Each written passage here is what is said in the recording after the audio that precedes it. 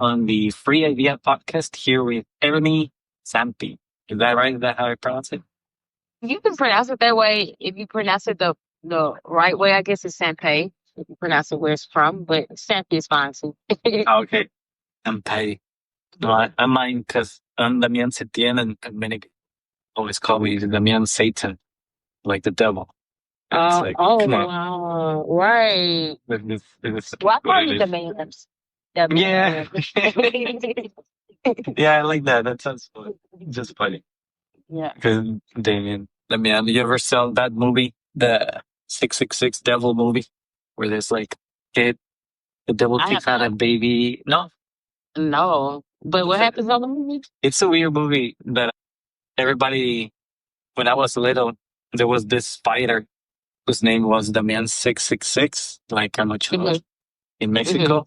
And I think that came from a movie where there's like a little kid who is pretty much the son of the devil, and his name is Damian. Hmm. And the way that he gets to be the son of the devil is very strange. But in the movie, it's like a woman is pregnant and the devil kills the baby that's inside and then puts his baby like in a very weird way. Not like actually, he just like literally grabs it with the hand and then tosses it and then puts his baby with the hand. Something like that. I'm gonna have to look this up. I see it says 66 the Devil Child. Yeah, is that it? Yeah, I just put it on Google. But it came out in 2012, so I was probably what, like 18 when it came out. No, Um, that's really cool. but I want to watch that. Not that I like to watch things like that, but that's kind of interesting. Not like like I want to watch it, like, but I want to watch it for. I want to just see what it's about. You get what I'm saying? Yeah, And you're into purpose. horror movie? Not really, because I don't be thinking movies are scary, to be honest. But like one of my favorite movies, and I don't know if this is a good favorite movie because it's based off of like true events, but I really like the original Texas Chainsaw Massacre. No. Have you seen it before? I've Okay, seen like it shorts of it though. okay. Well, they started making like remakes of it in like ones, twos, and threes, so they kind of get like more and more cheesier. But the original one that came out, I think, came out in like 19. It came in 1990 something or something. But it's about some real events that actually happened in Texas. It's about this boy that he lives in a basement his whole life, and he's really like his parents just raised him to be a butcher, but then he gets out of the basement and he actually like kills people, but he wears like this mask. So it's kind of like I think it's intriguing because it's such a true. It's not. They say the movie is not identical to how things happen, but it depicts true events, which I don't know. I just like it because I think I like to watch things that's based on true stories anyway. So anything based on the true story catches my eye. Do is that part real where he wore the skin of someone on his face or is Yeah, supposedly they say. Now, I don't know if the movie just made him look sick like that, but I think you like in real life, he never showed his face in real life. no. Like I it was a think thing. I think he stitched the skin onto his skin, like his face. that reminds me there was a guy, I think it was also Texas, a guy who they found his house and he had like a lamp made out of human skin and then the sofa was made of human skin. Mm-mm. It was some guy with bad mental health, like some discapacity, but he did something. I don't remember what it was. And then the police went to his home and then found all that stuff. Mm. And I think that guy, a lot of movies were based on that guy's life. You're not talking about Jeffrey Dahmer, are you? I saw the show. It's pretty good. Wait, you're not talking about Jeffrey Dahmer? No, no, no. Okay. I'm gonna look it up. It was like a Texas guy with a lamp of Mm. skin. I think I'm gonna watch Texas Chainsaw Massacre today, though.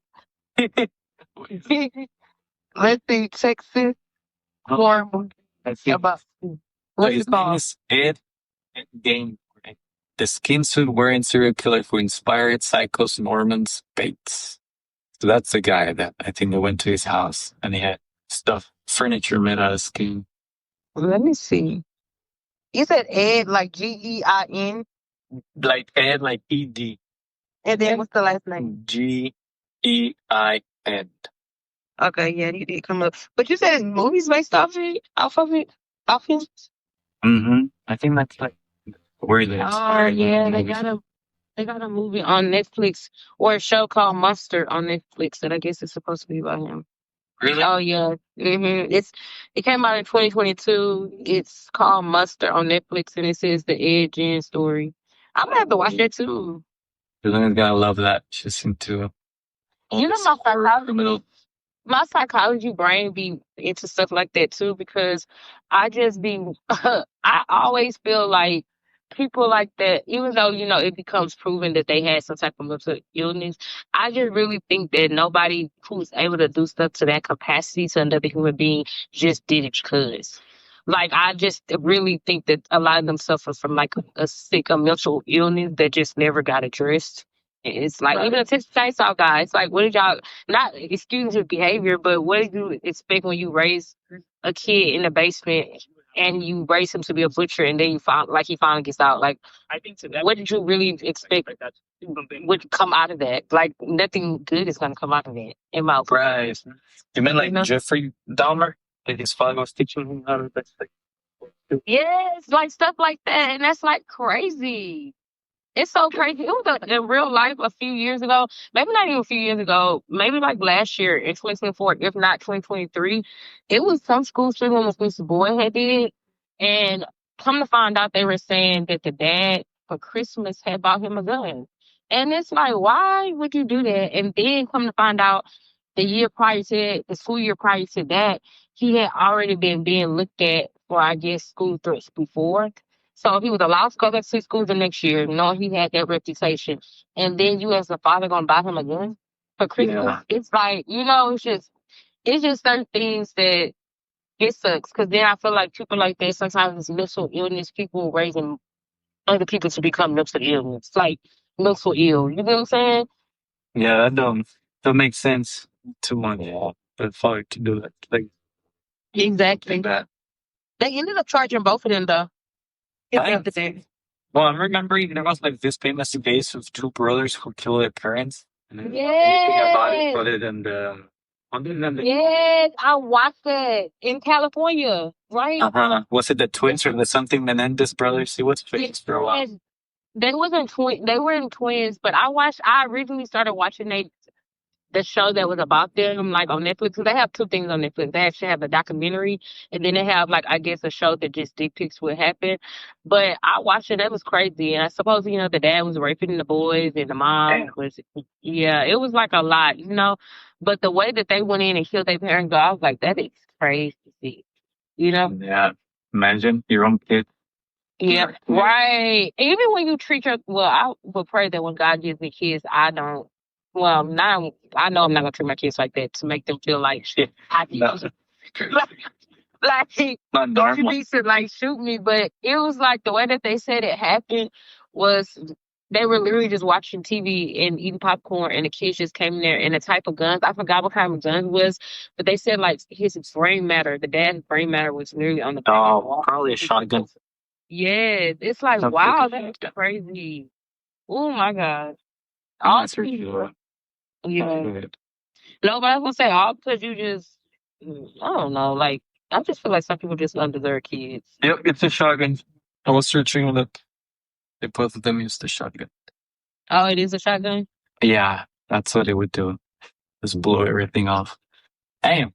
Yeah. Do you watch a lot of like shows like that, like about crime or criminals?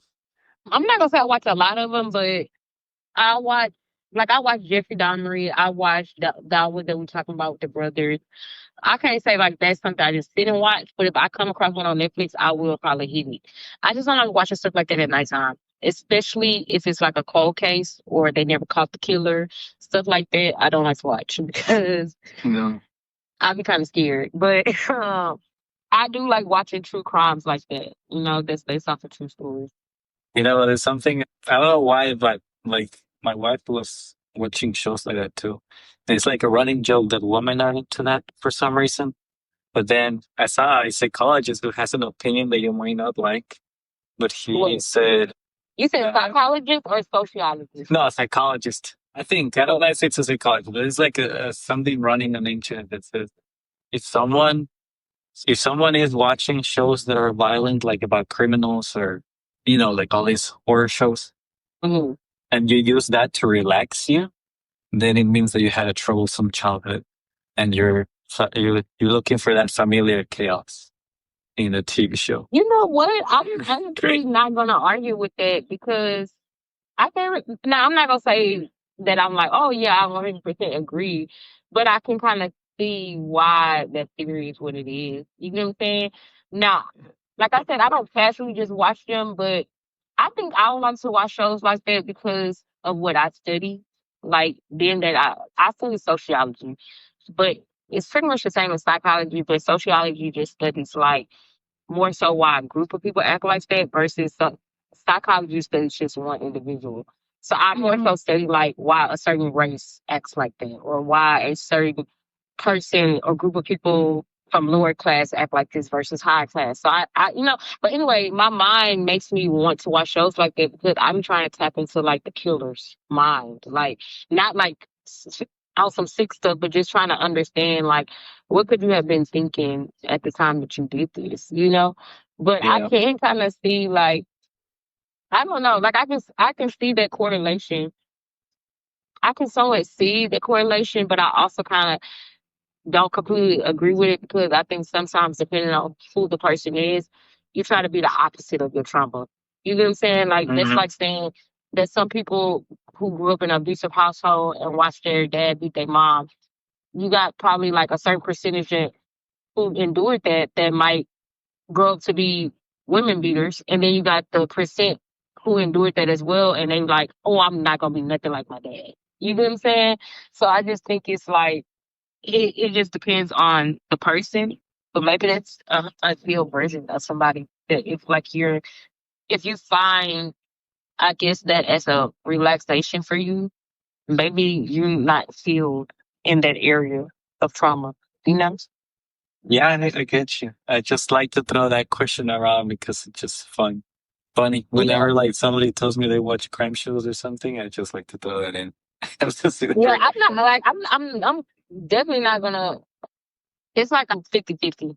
I ain't gonna say 50-50, but I'm not gonna say oh like that doesn't sound right. But I'm not gonna say like, oh, that's completely right. It's like I can kind of see both sides of it. You get what I'm saying? Right. Okay, well, let me stay on the topic of serial killers. This one famous test, but it's not even, I don't even know if it's a test or not. It's more like a riddle to know if you can think like a sociopath. Uh, Hopefully you Um, haven't seen it because then it would ruin the answer, but I I you haven't probably seen it. have. Ah, okay. Let me ask you this and see if you can solve the riddle. So it's Okay. like this man who attends, there's like a funeral going on, and Hmm. this man falls in love with a woman during this funeral, and but he doesn't get her information, how to contact her later or anything like that. The funeral is over and everything. He wants to see her again. Damn, I don't know if I'm giving you the answer, but eventually that woman just goes on and lives with her life and everything else. So the man who fall in love with that woman eventually finds out who the sister is, and that man killed the sister. He killed his sister. Yeah, he killed his sister, and then the answer is like, can you guess why he killed the sister? Wait, he killed the sister of the girl who That she, that he actually wanted to like get the that he didn't get the contact information from. yeah, So he never met the girl. He never was able to get in contact with her. no, he wasn't. Somehow he figured out who the sister was, though. Wow, and he killed the sister. Yeah, and I'm butchering the story. It really doesn't go like that. Am I giving some more hints or less hints? But take a guess. He kills the sister of It's like I'm thinking that if he knows the sister, then it would be easy for him to know where the other sister is or something like that. But to get the Thank you. contact info. I don't know. That's a good question. I would say maybe he killed the sister. I don't know. I don't have an answer because all I can think is there got to be a mental illness, a psychopath. type of mindset because not like even talking about him, but something there was some type of trigger that to me I can't identify. Like, but it made sense to him. And it could be I think about rejection, even though he never actually got the contact information to be rejected. Or Yeah. maybe I don't know. Like I don't know. What's the answer? So, like the fact that you can't answer it according to the question is a good. If you're able to answer it accurately, then it means that you think like a sociopath, which then means probably you are one. So I guess props to you. Have you ever interview or question like ask this question to somebody and they answered it? No, no, Okay. I don't think nobody ever answers it right. I only asked it to you so far. I've seen people online, like they usually share this story and people usually don't get it right either. But the answer is he killed the sister so that he could meet the woman again at the funeral. What? That's crazy. You know what's crazy? I just would have never thought that deep. It makes so much sense now that you said what you just said, but I wasn't even thinking about what happens after he killed her. Like I was just thinking, did the sister say something about the other sister? Like Right. I was, it was just like now it makes sense. Wow, I that's guess a it makes sense on a crazy mind. yes. That's so wow, I guess wow. if you had met the sister, it would have made more sense to just go through her Facebook or something and then Right. look She by went to last the name. extent of killing her sister so that like wow, you could attend the sister's wedding so that you could see the sister. But then it's just like people just don't think that deep. Cause then even if you got her contact information and y'all started dating, like you don't think that they searching for a killer and then she falls in love with the like that's crazy. No, it is Wow. crazy, and I don't even know how real it is or accurate it is. Of a question to detective, somebody's like sociopath tendencies, but that one brain teaser, kind of riddle, sort of. You know what's crazy? I watched a show. I'm trying to think of it as you were saying it because it was like a show came on that I watched, but it had to do with. Dang, I want to know that show that I watched. Let me try to Google it. But I watched the show and it was kind of in that same bracket. Basically, this guy was dating this girl, and now they were actually dating, but it was like a cop show, and the lady was a cop, and it was like I guess it was filmed from her present day, but they kept reflecting, going back to the past. And in the past, you could tell that her dad, he must have worked for the precinct as well. Like he must have been a chief officer or something. And he was killed years before. So I guess like she was still being a detective, but she was still overworking herself trying to figure out who killed her dad. She used to date this guy a long time ago as well when her dad was alive. Her dad, she ends up she's like she hasn't dated since her dad died. So all her friends was like, girl, you need to date, you need to be on these dating apps, you need to date. So she eventually like takes her friend's offer up and she gets on the dating app. She comes across her ex that was a lot like that she was dating when her dad was alive. So she's like, was reaching out to friends, like, do you think that I should talk to him, et cetera, et cetera? And they like, I don't know, like, you don't have that issue with y'all, et cetera, et cetera. Long story short, she ends up reaching out to him, and the guy like denies the request on the dating app, and then she just started investigating, like, she's just investigating, like, why would he do that, et cetera, et cetera. Come to fast forward, she ends up locating the address for, I guess, what was him or his daughter, and I don't know, like it became this whole thing where basically he was hiding out. And he made it seem like he was hiding out because he knew what happened with her dad, but he couldn't stomach telling her. So she was just like, why couldn't you tell me that? Long story short, towards the end of the movie or the show, because I think it was a show, like an episode show, that she was listening to something and she ended up finding out. They ended up back talking, basically. They ended up back reconnecting and back dating. So they like things were good. And then she ended up hearing like a voicemail or something on his phone or something. Like somebody called him and she heard the voicemail recording or something. And basically comes out that he killed the dad.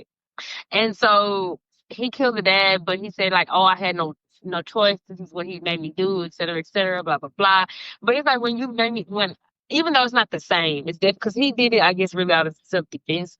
But it made me think about that story. You know, because it's like crazy how you killed her dad, you used to date her, and then y'all don't talk no more. Now y'all back talking, and then she find like it's crazy. You know? That is crazy. So in the show, basically, the best friend kills the dad and then dates the daughter.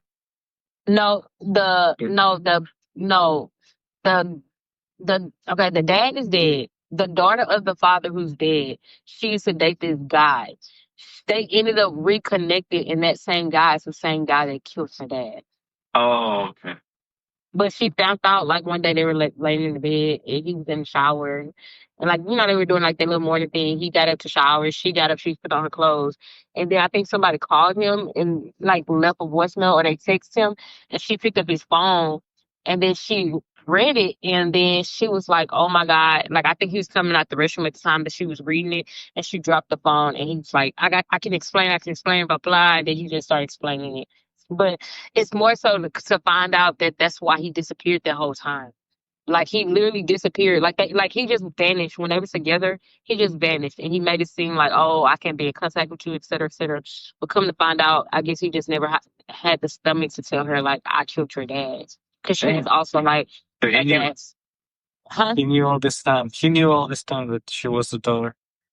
No, he knew this whole yes, he knew the whole time. Like he knew who had killed him, and then he was going along with it. Like when she was when they reconnected and she was still trying to find the killer, he was literally going along with it, like trying to act like he was trying to find the killer, but meanwhile he is the killer.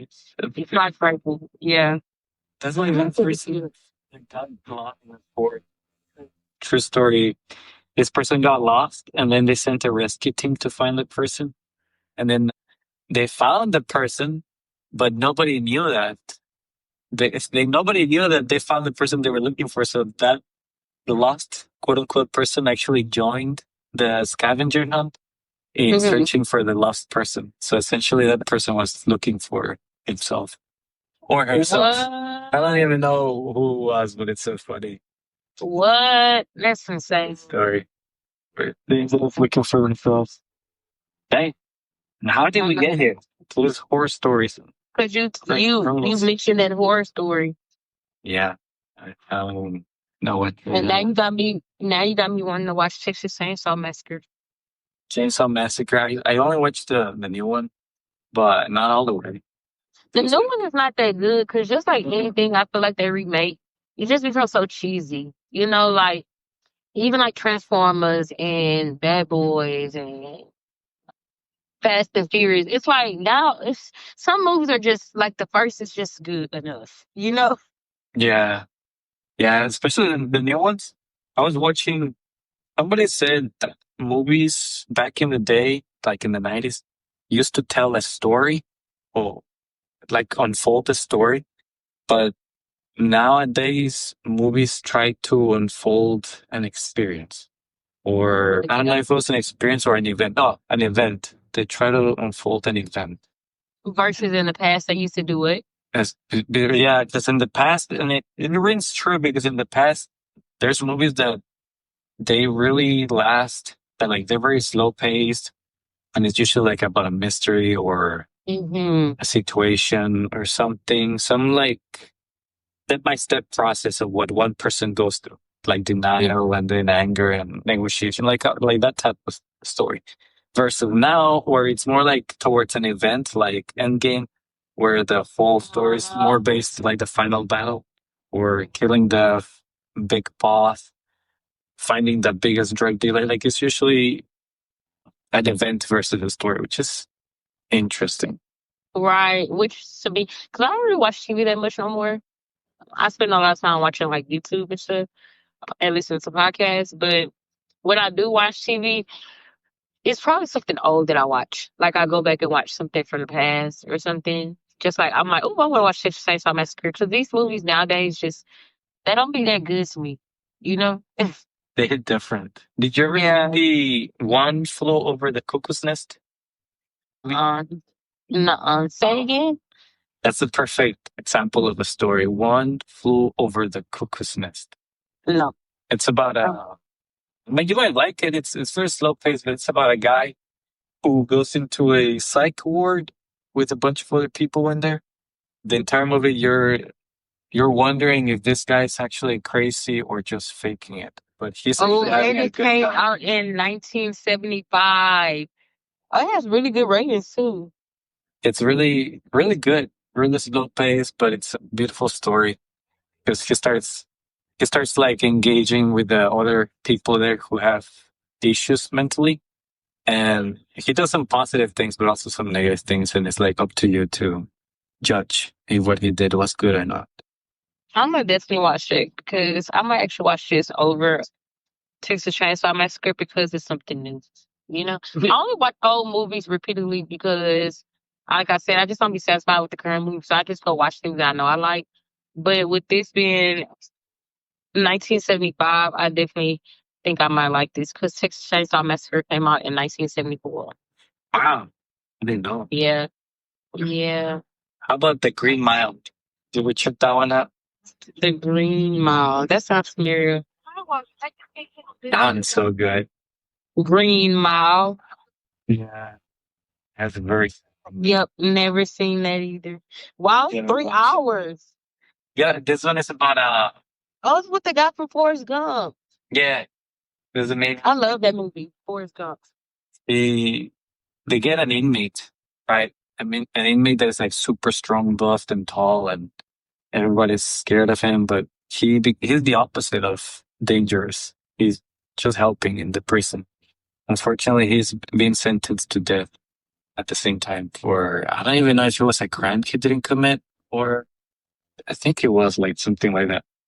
Ah, I'm gonna have to check that out too. And it's more like the Hey, story I'm of adding all prison. these movies to my list because you actually have good movie and show recommendations. These ones are so good. This one's actually like, yeah, they're so good. The Green Mile, Over the Cuckoo's Nest. It's more like a story, right? It's trying to tell you a story of prisoners back in the day, how things were maybe a little corrupt or not really judged properly. And it came out in 1999 too. Yeah. And and the other one is trying to tell you like what was going on in psych wards, how they were seen as. Yeah, that's what I'm gonna be watching. I'm gonna watch and then I'm gonna give you now. I'm not gonna lie, I'm probably gonna start the show before I watch Green Mile just because Green Mile is so long. I have to prepare myself to watch 3 hours of a movie straight. Yes. But I am gonna start the series. Go for it, and Oh you're not gonna no, regret it. over One Flew Over the Cuckoo's Nest. That's a movie too, actually. Yeah, it is. Okay, so what's the show? Oh, the show is the Gene. How you say his name? Gene. Hmm? Oh, it Yes, that's the one that's the show. The the other two monster. are yes, the other two are actually movies. Oh, they're so good. I'm thinking there's another one, but I can't remember. It was one about with Leonardo DiCaprio where he's trying to figure out a case in an island, and it's called like Shutter Island or something like that. Let me look it up. Yep, it is Shutter Island. You actually watch movies like this, Daniel? Like how do you have It's good. it be you or it be your wife that be picking these movies? These ones, I think it'd be me because I watch the Joe Rogan and they recommend these movies usually. Like when as they Or like when you watch one movie, you yeah, like Cocos Over One Nest, like that one they kept mentioning it and then I gave it a try. And it's actually really good. And then Shutter Island, if you're into psychology, is gonna be so good for you because it's a guy trying to decipher a crime in an island and he's trying to be stopped, but I can't tell you the ending because the ending really makes it worth it. okay. But he's going a little Add crazy. this to my list too. Yeah. I got three incredible movies to watch. No, If anybody sure. here who's listening to the podcast, watching it with three, you can go wrong. But I'd say the most intense and fun one to decipher is Shutter Island out of the three. Green Mile is like very good if you want like your feelings to hit. And then the one over, yeah, the other one about the flow over the cuckoo list is more if you have the time. Because that one, like you say, I think it's 3 hours, slow pace. The Green Mile is the Green Mile. And the other one is just like it's a story. If you want to just be taken for a ride for a story, that's slow pace, but very not peculiar for the times. 1975. You no can for sure. Because Green Mile came out in 1999. One Flew Over the Cuckoo's Nest came out in 1975, and Shutter Island came out in 2000. Mm. Was Shutter Island in the movies? What? Was the Shutter Island in the movies? Like, did it come out in theaters? Yeah, yeah, I feel like I that could is it. say I could say it looks familiar. Like it, yeah. Yeah, it's a movie. So it should have. The only one that apparently didn't come out in theaters was one called Idiocracy. You have to have watched that one. Idiocracy. Nope, Or never watched. Idiocrazy. You never Never watched. watched? Oh, Oh, you're in for a treat. You should. This one is more like a comedy movie. This one didn't come out in movie theaters according to the legend. It came out, I think, like one theater or two theaters, something like that. But it became so popular that people on their own started talking about it, and they bought the DVD. Something to do with the budget that they sold DVDs, but they didn't do it in theaters very much. okay. What's the name of it? Idiocrazy. It's Crazy. about a guy. Yeah, it's about a guy that gets frozen as a military experiment, and he's just like an average intelligence guy, and they forget him that he's been frozen, so he wakes up like 1,000 years later just to find that the entire world is pretty stupid and he is the smartest man in the world. Okay, you And it's just understand that to me, 'cause are you saying idiot like IDIOT crazy? kind of like idiot, but without the T. Just idiot and then crazy. Oh, okay. Like democracy, but idiocracy. Oh, okay, Yes. okay, yeah. Idiocracy. It says it's a comedy slash sci-fi. Yeah, that one is so good. They start like they water plants with Gatorade instead of water because he has electrolytes. That they keep saying that. Oh, okay, yeah, I'm gonna watch this one too. I'm gonna watch everything that you're recommending because I literally told you I just repeat movies and stuff. And then I just feel like nothing can catch in my eye. But also, like I said, I do spend a lot of time watching YouTube where in my downtime, it's kind of what I am doing, like YouTube or listening to a podcast. So I guess like by choice, I just don't watch TV, you know? But because I know somebody recommended these to me, I'm gonna definitely check them out. You already. You'll love them. Yeah, it gave me a rating. Yeah. See if these need to keep being recommended or nah. Nah, they definitely do. That one is so funny. Like the president gives speeches while shooting in the air with a machine gun, and everything is like a rock and roll show.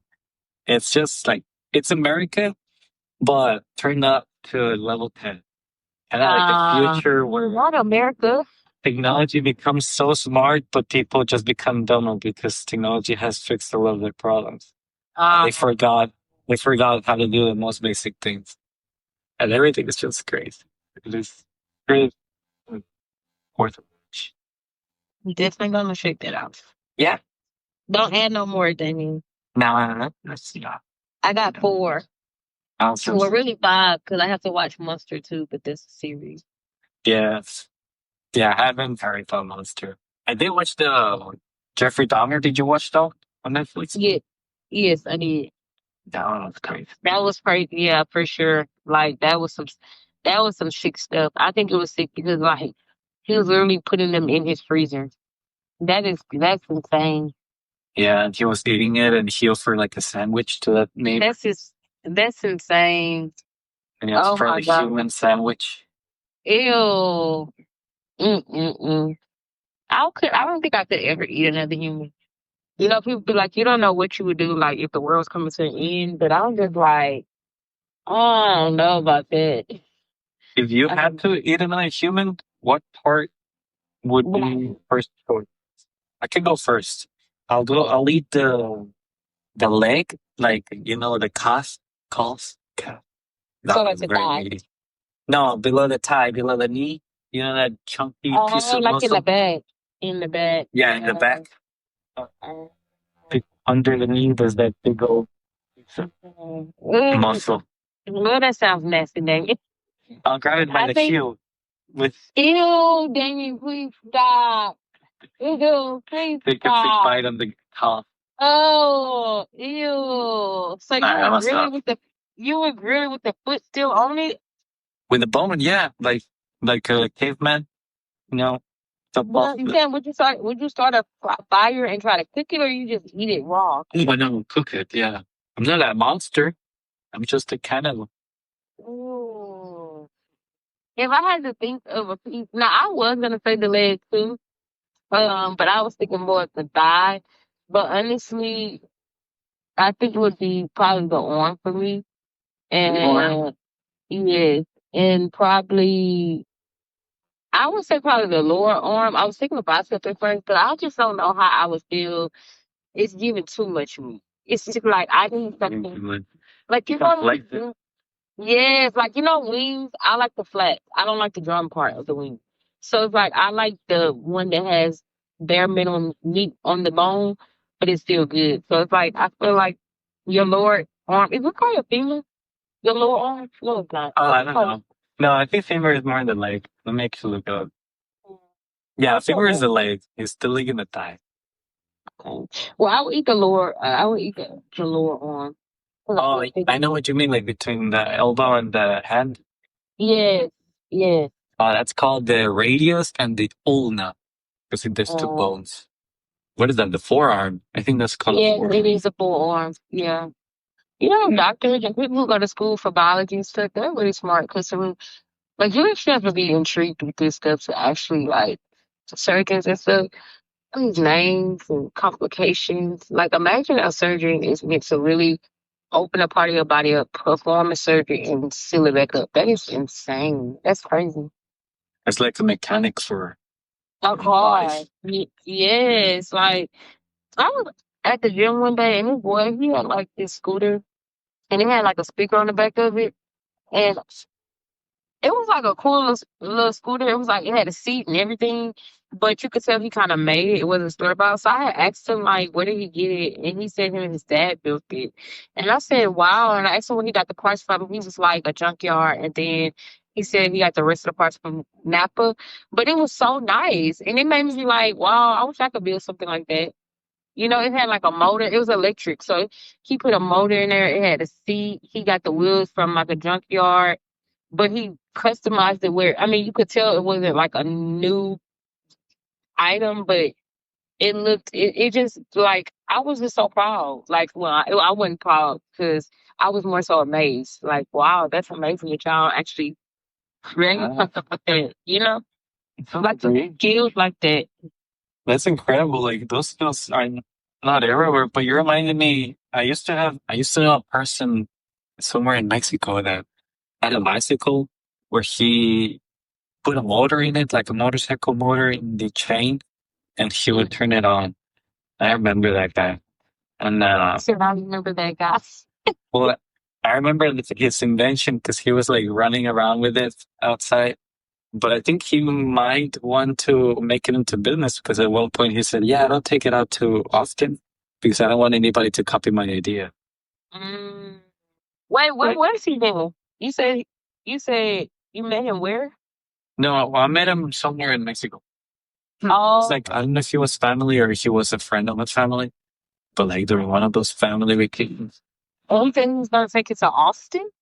No, no, I think I said that I think he wanted to make a business out of it because he didn't want anybody to copy his idea. Oh, okay, okay, okay. But I mean, 20 years later, that's almost everywhere. Like Right. electric bicycle or electric Bicycle, scooter. scooter, yeah. But still, that doesn't mean his stuff is not selling because you got to think how many scooter brands there are, how many electric bike brands there are. You get what I'm saying? Mm-hmm. I guess I did copy his idea eventually. Yeah. Everywhere. Oh, some ideas everybody thinks about. Kind of what I like about my podcast that I call it the free idea. Because everybody can think of the idea of flying, but not everybody's going to make it happen. And I feel No, for like sure. there's a lot of people that come up with ideas like that. Like I think you come up with ideas that are super cool, but you can't make them happen. You see them like 5 years later at Yeah. the supermarket, and you're like, I can't believe somebody thought the same thing I thought. Yeah. You know what's crazy? I was talking to a friend of mine that we were talking about that, and I was like, I don't know what I was talking about, but for example, I was saying like, oh, I wish that X, Y, and Z, like, oh, I wish that there was a way to, I don't know, like there was a, this is just an example, but like I wish there was a way that a dog could do X, Y, and Z. And my friend was like, whenever you have that thought, you should just try to think creative. So now, like, whenever I think of things, I do try to write it down and be like, is there something I can create? Because it's like what you said, if you don't do it, eventually somebody's going to do it. You know, like Yeah. everything, every invention literally came because somebody had the idea. Like, the phone became wireless because somebody was like, who wants to walk around the house on a corded phone? Then somebody invented the plane because we have helicopters, but what is big enough to carry a large amount of people? Oh, like the plane. It's just like everything became an invention from something. You know what I'm saying? Like, Yeah. even though some Okay. horses and donkeys and camels are not inventions, they are still like, they were a thought, I feel like you have to think, we trying to get from point A to point B. What can we use? And it's like, oh, well, let's just use this horse we have right here. You know, like Yeah. somebody had to think of it. You know, On the horse, I think like who is the first person who discovered the right? That, that to me is probably some guy who was like, wow, look at that. I want to get on it. The crazy guy I who got on top of a horse. I want a horse. To be honest, Yeah, I want, they're fun. but I want one. Well, I want one, but when I tell people that I guess know about horses, they say you have to have two. I don't know if it's like a socialization thing between horses or something, but they were like, if you get one horse, you have to get two. I don't know what it really means. I never really looked it up on why they said that, but I've always just wanted a horse so I could just freely ride at my own leisure. You know? Yeah, they're nice. I mean, there was like a ranch I would go to, and the horse was like 15 years old or 30. It was like some crazy age. And he was just looking at me while I was praying for bugs. He's like, And don't bring that. He's like, don't bring that crap over here. no, he was looking at me, and then I went in, got closer, and he started like moving his head up and down, and I started petting him, and he kept doing that movement. And like, wow, it's a cute horse. And I talked to the people Oh, there, for sure. and they say like, wait, that horse, why does he move his head up and down? And they were like, oh, it's just an old horse. He's been here for 15 years, and he just likes to hang around. And I'm like, okay, well, looks like a smart horse. He was doing the movement to get my attention. I think every animal is smart because they have to be smart because they're not domesticated. You know what I'm saying? Like, we domesticated cats and dogs, but technically, like, a dog knows how to survive in the wild like they had to. Like, your cat would know how to survive outside if they actually had to. You know? Yeah. So I just think every animal naturally is just smart because that's just a natural ability. They You know? do. They do seem intelligent. Yeah, no, for sure. For sure. Like, Because, I train my dog really well. Like he knows like the basic commands, but he also knows like high five. He knows how to give me paws. I could cross the street and he knows not to cross with me, stuff like that. But I'm like, in reality, in the real world, I've baited him so much. So of course, like if he was to go into the wild, he would have to adjust because he probably would be looking for me for so long until he realized like I'm not coming back. And then he'll just tap into like his natural instincts that is a part of his yeah. power. You get what I'm Wait, saying? you're a dog person. Do I have the movie for you? What movie? If you're ready for me to give you a sixth movie, you're gonna Oh no, cry. You're gonna cry so bad. give me one movie.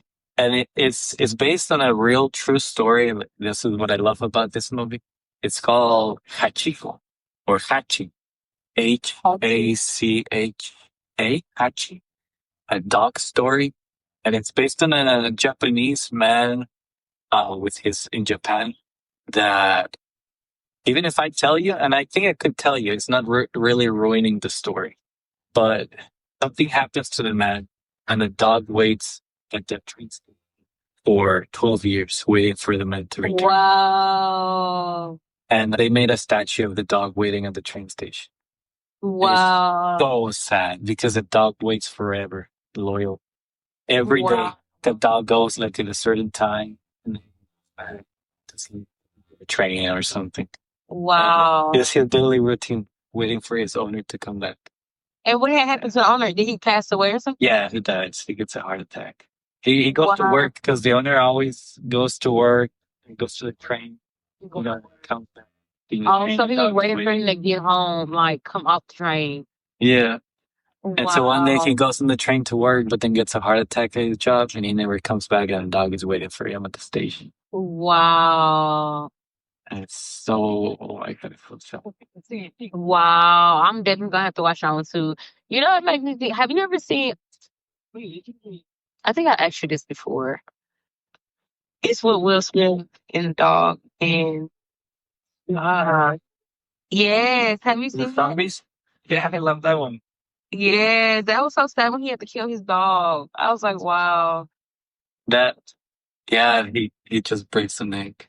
Cause it's so crazy. It'll show you really how loyal dogs really are, or just animals in general, because it's like the dog really got bitten because he was trying to protect his owners. You get what I'm saying? Yeah. It's so crazy. Like animals really are like loyal. They You really are know, loyal. that movie has a alternate ending.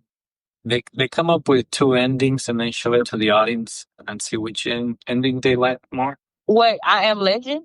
I Am Legend actually had two endings. Yeah. Really? How did you find that out? I guess I was just searching on YouTube.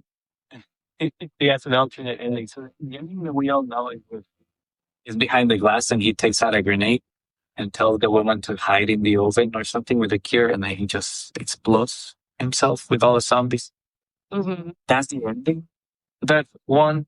There's a second ending where he takes that same cure and injects it to the woman zombie on the table, and then the husband or boyfriend zombie's watching, and then she goes back to normal or something. She wakes up, and then And how do you say you saw this ending? Both these endings? it's in YouTube. It's the I Am Legend alternate ending. But he basically revives the wife, the dead zombie, and then he goes away with the wife or girlfriend, and happy ever after. Nobody dies. So that means that the ending where he throws the grenade is the one that got the most popular votes. Yeah, that's the one that they ran with. It actually makes more sense too, because he kind of sacrifices his life for zombies and the cure. In the other ending, it's like a love ending. Oh, okay. Yeah, I get that. I see why. And then it was such that he killed his dog, and then the movie ends up in love. Yeah, that's true though. That's true. Yeah. You know they supposedly was coming out with an I Am Legend too. Supposedly. No way. I wish. Yeah. Supposedly. But again, I just told you how I feel about all these multiple movies and shows and et cetera, et cetera. I see it right here in Google. But is it real or is it just people making them? I don't know. Again? Because I haven't seen anything since then. That movie was perfect. That one movie. Yeah, for sure. Because Right, for me, wait. what would number two be about? Like all I'm thinking about is would number two be about? Like I just don't understand. Like you get a cure. Like I'm just trying to see what would it be about. You know what I'm saying? Yeah, and he doesn't live, he dies, so it'll be a different person. You ever saw the movie The Sixth Sense? Mm-mm. Damn, you It's watch a lot. You watch a lot of movies. actually don't. I actually watch like one movie a year. I guess I just watch. They stick with me. These movies that I'm all telling you, they stick with me. The Sixth Sense is pretty good. It's like a horror. It's a horror movie about a kid. It came out in 1999 too. He can see ghosts. He can see dead people. And this psychologist is trying to help this kid to figure out that he's not crazy or figure out why he sees dead people. He's kind of trying to, cure him. There's a mother and she's worried that the kid is always talking about dead people, and he's trying to figure out what this kid is suffering from. But he eventually learns that he is not suffering from anything. He actually sees dead people. There's a plot twist at the end that it's super cool. Mm. Add it to my list. Every movie you're actually telling me, I'm definitely adding it to my list. And I actually like that most of them came out early 2000s to the late 1900s, which fits probably my liking for movies because, like I said, newer movies just they don't be they don't keep me on the edge enough. They don't catch my attention enough. This one will, because it's very psychology based. What's the psychologist doing the thing? But these are fun. This is one that have stuck to me since I ever watched them. Like, I still remember. Okay. Ever since I rewatched them. They're like That really good. See, and I can see that because I've definitely seen the Texas Chainsaw Massacre multiple times, like multiple times. Like honestly, and like Forrest Gump, I really like Forrest Gump. I've watched the movie multiple Yeah. times. Yeah. Have you watched The Notebook? A notebook. Let me look it up. Sounds familiar. It's a love movie, so I don't know. Mm, Have you? no, definitely not. Sounds familiar. Like at some point in high school, some girls would talk about it. But It's definitely an older movie too. I don't know how much older, but it's like amazing. 2004. I It's Oh, 2004. Okay, I literally cried on that movie. I should watch this one then. Yeah, With Shirlene. So like it looks yeah. already like a love story that doesn't end well. It's It actually does end well. like that. It does, but the whole climax is about it not really ending well. It's kind of like it don't remind me of the Titanic, but have you ever watched the Titanic? Actually not. Believe it or not. What? Never So seen you might, Titanic. so you might not be a person that's into like love movies then. No, I'm not. I guess I'm not. I've watched a couple, but by accident mostly. Okay, I'm not really a romance type of movie girl either, but those are two movies I really like. Definitely. The Titanic. I know Shireen has watched the Titanic. I've only watched the ending. Everybody memes about it. That he's Oh, that's so sad. They literally both died, and they freeze to death. That's crazy. Yeah, Yeah. that's the original ice bath. That's crazy. Well, Damian, be quiet. Not you said the original ice bath. I used to have to take those when I ran track. I used to hate those things. The ice bath. Yes, but I do feel like it actually does something. Like it does Yeah. what people say. It does actually help. So I used to.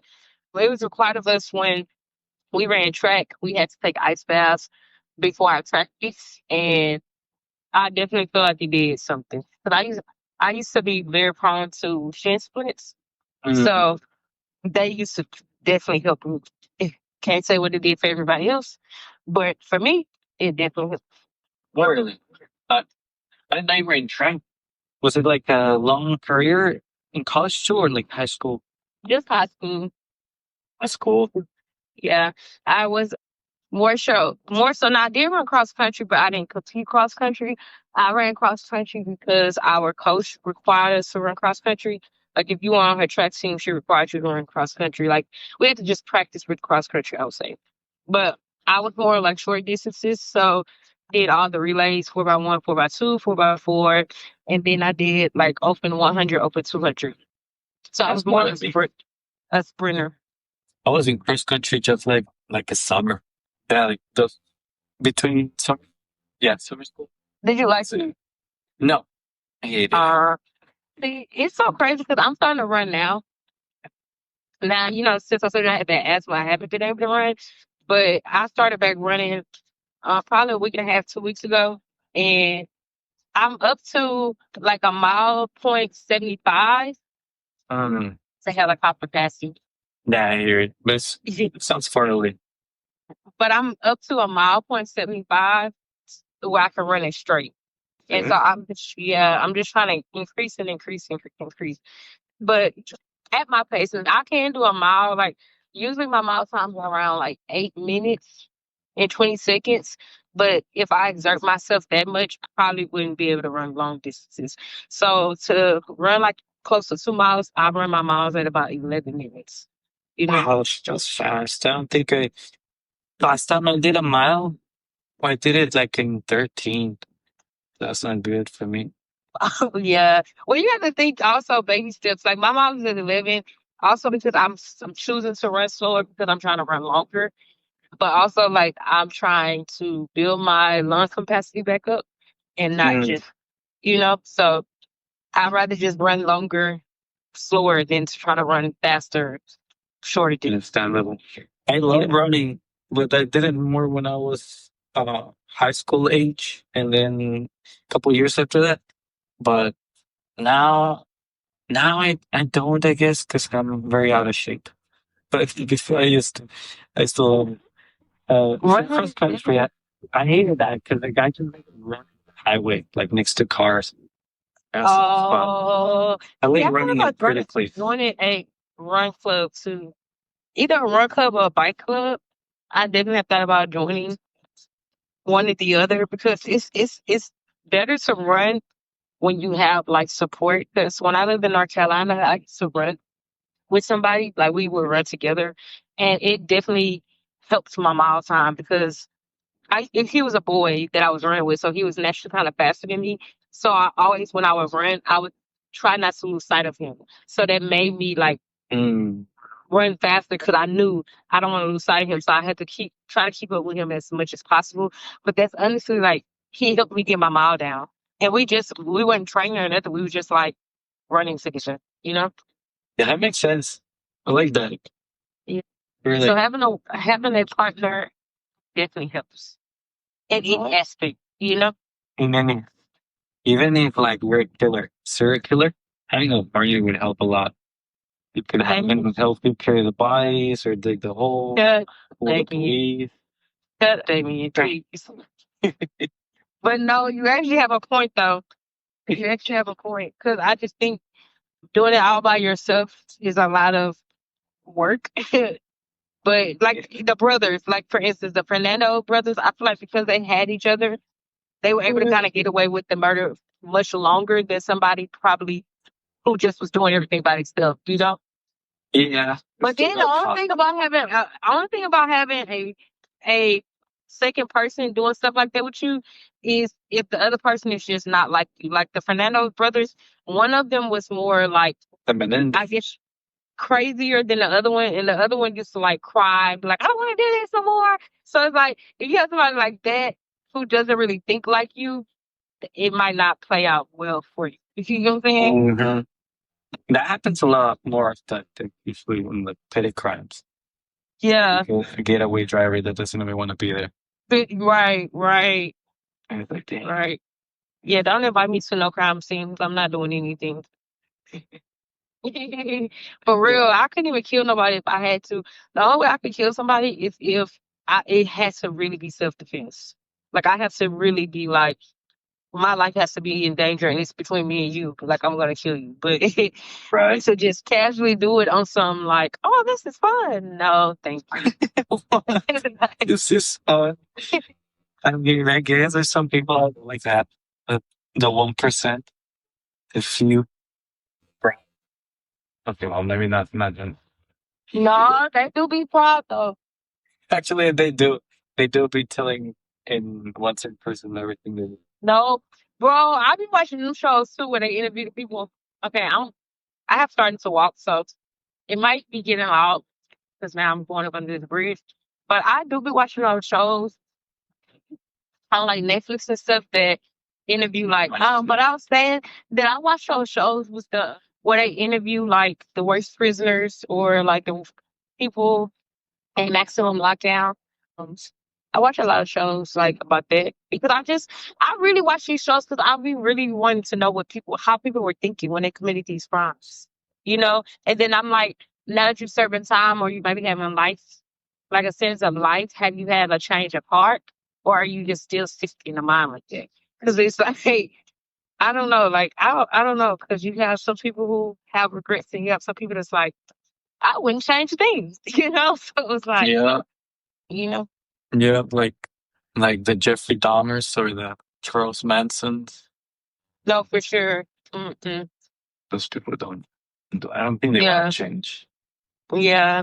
And I just think also it becomes harder for somebody to change, like once they get comfortable in doing something. So I just think like somebody like Jeffrey Dahmer, he had been doing it so long that it's like it became like second nature to him. So the change would have been probably harder for him than to actually just keep doing what he's doing.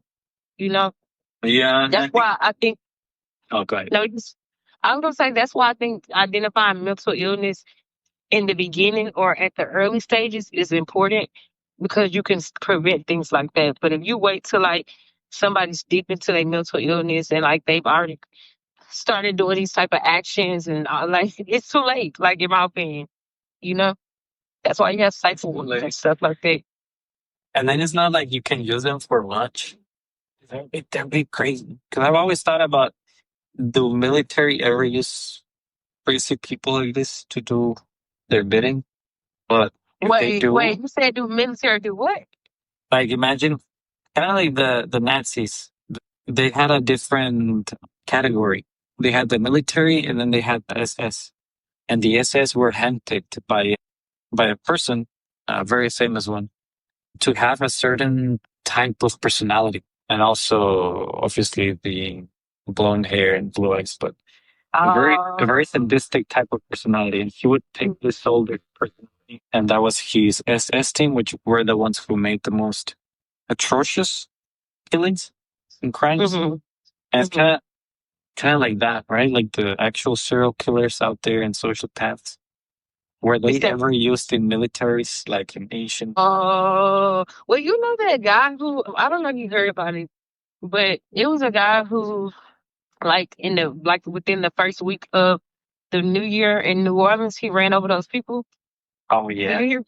yeah, I He heard was in the about it. military. He was an ex soldier. Oh, that. Yeah. So, and my sister is in the military. My sister was in the army or is in the army. My dad was in the Marines, and then I have a god brother who was also in the army. And like I heard it fuck with your mind. You know what I'm saying? Like it definitely, it definitely takes a toll on you. You know. That's for So sure. Like for the people that are out there, like seeing their friends get killed and killing enemies, that does have to mess with your mind. And then you come back to America and it's all peaceful. right. Well, is it peaceful here or? Well, fair, yes.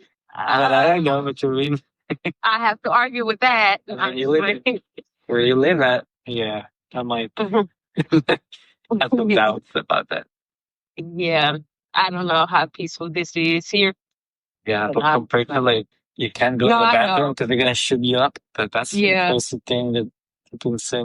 And nowadays yeah. with the new wars, I feel like anybody who comes back from that Ukraine war is gonna have PTSD of drones, like the noise that they make when they fly. That's a crazy PTSD. It's Oh, a yeah, for modern, sure. I mean, to modern. have PTSD to me in general is crazy because that means everyday things, like a helicopter that was just flying over my head, could trigger you. You know what I'm saying? Like, to me, the helicopter was just flying over, but a soldier could be walking right next to me or ex-veteran or a veteran, not ex-veteran, a veteran, and then the helicopter comes over and he gets these flashbacks of like X, Y, and Z, you know? Yeah. Yeah, like when I hear Chinese, I get PTSD of my attention. Big memory. Damian, Flashbacks. don't you really get PTSD?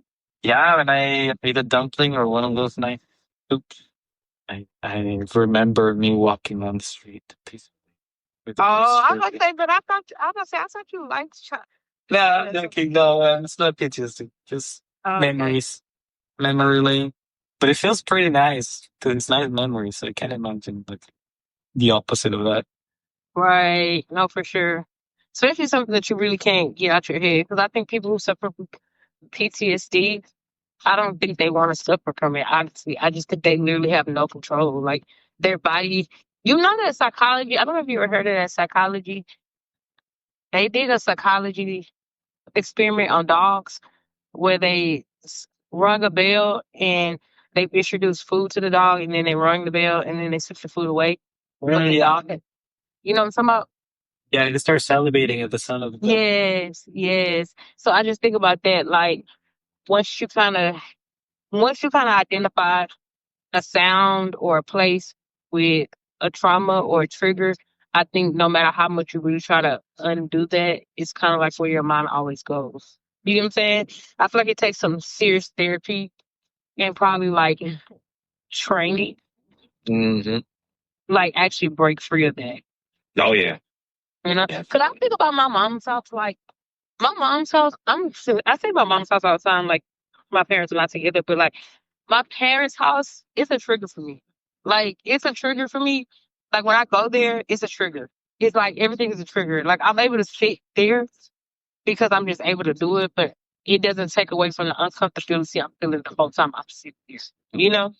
So it's just everything has a trigger, you know. Yeah. Would that be memories in the objects, in the walls, in the arrangement of the furniture? Just the Are feel you of the house, the smell, the we no. Well, mom, like I just feel like some some not so great moments happened there.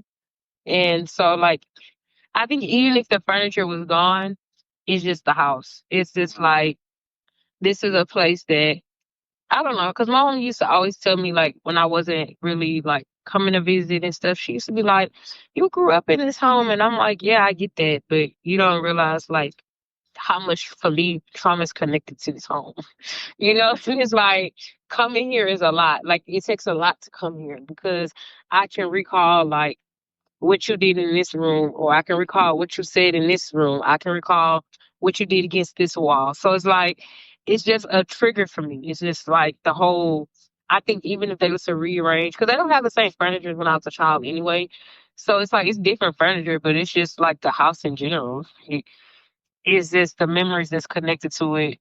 It was great memories as well, but there is a part of it that's connected to trauma where it's just like, it's a butterfly just flew across. I mean, not a butterfly, a ladybug. oh yeah. But Oh, because good thing you you know, got distracted by that. I rarely see ladybugs fly. That's why I know they fly, but you usually just see them sitting somewhere. So to see them fly, that one fly across. But yeah, it's just it's just a trigger, and it goes back. I don't think I have PTSD. Like it's not like going there puts me into this like. I feel like people with PTSD almost don't have control over the reaction. I know what you You know what mean. I'm saying? Yeah. But I have control over the reaction. It's just that when I go here, there's an uncomfortable feeling until I leave.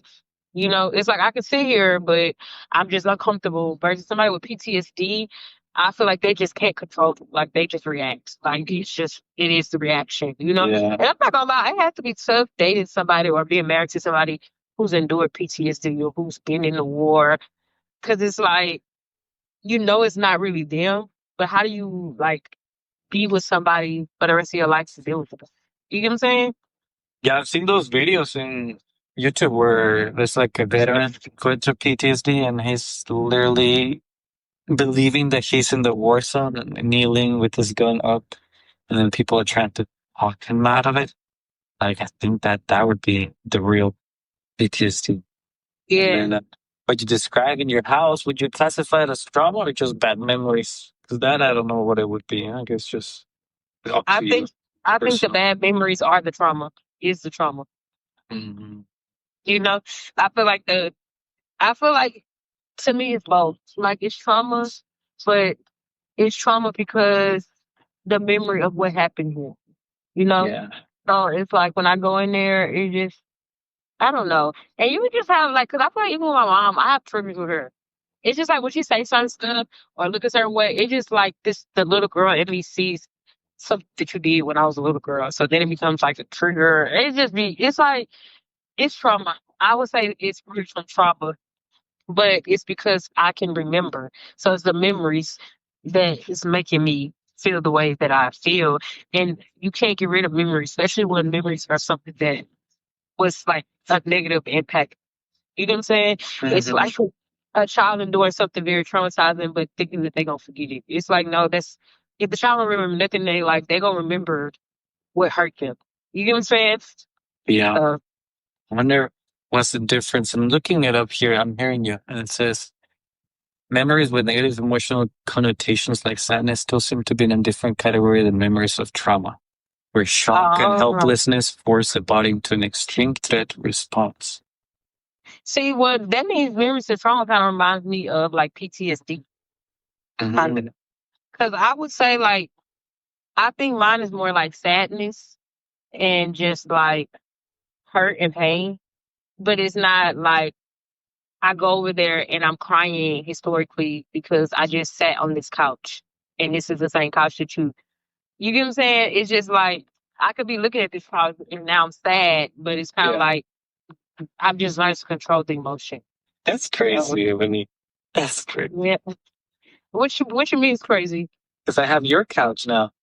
It's, Oh yeah, I love my couch too. You that's know a nice what? couch. I hate that I gave that couch away, but I'm glad it went to someone like y'all for real, Yeah. No, I was rather just than just giving it away to somebody like randomly. Because I see that y'all actually treat the couch well. Y'all appreciate the couch, so yeah, I was just for making real. a joke.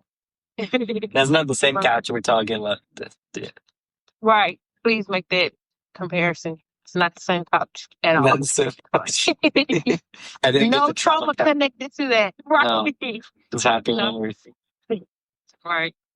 Happy memories to the point that I want my couch back. I wanted my couch back. It's still here. Yeah, Can it's fine. so it's will still be here. And at one point we'll need to upgrade. We just haven't wanted to upgrade because the cats just scratch everything. And so we know that we get a new couch, the cats are just gonna make it look old, and it needs to pull the Well, yeah, screen I side thought of I it. said that they don't scratch the furniture, though. The couch. They don't. Well, we're there, but if we're gone, maybe, or like they don't because we put some measures, but it doesn't protect like every part of the couch. It doesn't protect the They not side. gonna clear it. Didn't y'all do the clear like things along the edges or something? Yeah, we got those plastics on the edges, and then we got some scratch posts next to the couches. But they still Uh-huh. like climb on it, play on it, and they climb sometimes. Get on the tent Right. every time they jump or climb or walk on it. So with time, the couch starts looking like the strings coming out of the cloth. Yeah, right, right. I get what you're saying. Yeah. But Yeah, that's been it. Like, you could have some really terrible cats that just tearing up the couch just because, yeah. like they're clawing in it. Like my dog does it occasionally, like, nesting. Hmm. Like he does that, like, but he's not truly like messing up the couch, but he'll do it with a blanket for sure. Like he'll really claw the blanket until he gets it how he wants it to be, and then he'll like plop down. And I'm like, I'm glad you got it, buddy. But it can look like he's being destructive because when they're nesting, it's like they're digging. You know? Yep. They're very cute. They roll into a little beam. Yeah. That what you mean by nesting? Or like they're actually make a nest out of it by destroying it. I think I meant what you said the first time. Kind of like getting comfy on it, like a little. Yes, yes, that's what it is. Yes, I was saying for that. He's trying to get comfortable. It's really a thing because one day I had to Google it, like having a dog, it makes you Google certain things. And it's made me become lenient on him a lot more because like some of his behaviors, I used to be like, stop doing that or don't do that. Like, trying to like lecture him or like to stop him from doing it. But then when I would Google what that meant, it would always say it's something about a natural dog's instinct. So I was like, some stuff I just let him do like that. It's bad enough I've already domesticated him. Okay, like the least I can do is try to let him be a dog. You know what I'm saying? Like, so when I'm at home, sometimes I just, whatever he wants to do, want to run around. Like, he runs around in the grass to mark his territory, I guess. It bothers me. Because I'm like, and then he loves to do it after I give him a bath. So it really bothers me because it's like, why did you just go do that after I gave you a bath? But then, I Googled it and it says that it's something that they like to do. And so now I just let him do it. When he runs around in the grass, I just close my eyes and act like I don't see it. like, I see what you just mean. Cats do that too. When my wife showers them, which is like rare, but I was we about to do. say, how do they take that? Well, they take it not good. We have to. She uses some special gloves to handle them because they will Hmm. tear with the claws. Like one of them is really crazy about it. The other one is chill. But Well, you still have need y'all to tried to do shower like a them. little net thing where like you put them in the net or something? No, we just use some thick rubber gloves, and then we cut their claws before that. Just trim them. But like after the shower, they like to go into like fine dirt and just roll in it. And when we Yes. put like new cat litter, when I wash it and put new one, they love to get on top of it and just roll until they get it. Yeah. It's them marking, they putting their scent back on things. Oh. But I think they like to put dirt on stuff on themselves too. Because if I shower them and then let them go out in the patio outside, they'll start rolling on the patio like the But see, concrete dirt. I don't think it's because they like. I think they feel like even with dogs, I think they feel that you wash the scent off of them. So it's kind of like I think they're trying to pick up. Like they to them, they probably don't smell like nothing now. You know, yeah, they like no, I liked how I was before. You know, Yeah, it's true. That's animals. Animals, they got an instinct to do no, for stuff. sure. Because you know, like a dog would dig a hole in dirt to cool off and lay in the dirt. Did you know that? Really? Yeah, Now that you say it, it makes sense because my dog used to do it a lot when it was hot summer. But I didn't know that yeah. was a thing dogs did. My fault. Yeah, it's them trying to get. You know, you got to think the dirt up under the surface is cooler than the top dirt. So they try to dig a hole deep enough where the dirt is cool, and then they plop down in it. It's for them to stay cool. Well, it also said that they dig in winter for shelter and warmth. They get winter. They also do it in winter, according to this, Oh, for warmth. for Oh, warmth from the cold, from yeah. the wind and the rain, or to find water. Oh, Those are just intelligent beings. that's cool. So they dig holes all year round. I know that my mom hated that because our dog would just dig holes in our garden And you and know, destroy her yeah, plant. right, exactly. Yeah, I get that. And that I would don't think happen. my dog. I don't think my dog would survive outside if I left him outside. He's become too. He's become too bougie. Like he's really a house dog for real. Like he loves to lay on laps. Like he rather sit on the lap than on the couch. Like he's just not a dog all the way. You know. But Yeah. I also made him like that because for a long time was like overly obsessed, like clean his paws and like don't run around grass. So now I think he's just like, I think he actually likes to be clean too. You know, This is the second person to hear that from. Like the dog wouldn't want to go outside if he had the choice. no, oh no, I feel like when it's raining, my dog does not like to go outside. Like he literally, if he peeks his head out the door and he feels a raindrop, he literally tries to turn around and come back in. And then I be like, no, you have to go. And he won't go. I have to literally physically pick him up and put him on the grass and tell him pee and poop. And then when he does that, he holding one paw up because it's like, ew. No, it Fancy. feels. Yeah. So Like he's definitely like that. they're the opposite. They once you show them the outside and you take them out, they don't want to ever go back inside the house. They will look Yeah. outside. I can agree with that. My ex had cats, and we used to always take them outside on the patio and like let them sunbathe. And to get them back in, it was always a hassle. Not like they would run away, but you could just tell like they much rather been outside. And it got to the point where they would go sit by the door and literally meow, like open the door and let me out. Yeah, they don't stop bothering you. They're the Yeah, opposite. And they do a wonderful thing we all have. no, for So, sure. That's my pain. all types of pets. Some keep lizards, some keep snakes, some keep monkeys. I would like to have a monkey. I would like to have a monkey and a lion, but the male lion with the mane. Like I know I've watched YouTube videos where people actually do have lions as pets, but they got them as cubs. But I just still feel like I would be scared because I just feel like no matter how much you train that animal, his natural instinct is wild. Like he just, you know what I'm saying? So it's like I feel like a dog. Yes, he's domesticated, but a dog was never made to like go hunt like a lion is. So it's kind of like it's like I don't know about that, you know? Like they be No, putting their hands all in their mouth and stuff, and I'm just like, you must keep your lion fed then. Because you cannot tell me he doesn't wake up one day and he's super hungry and you're sitting there and he's not thinking about like chomping you down. even then, right? Even then, he could be well fed and he wants a different flavor. Oh no.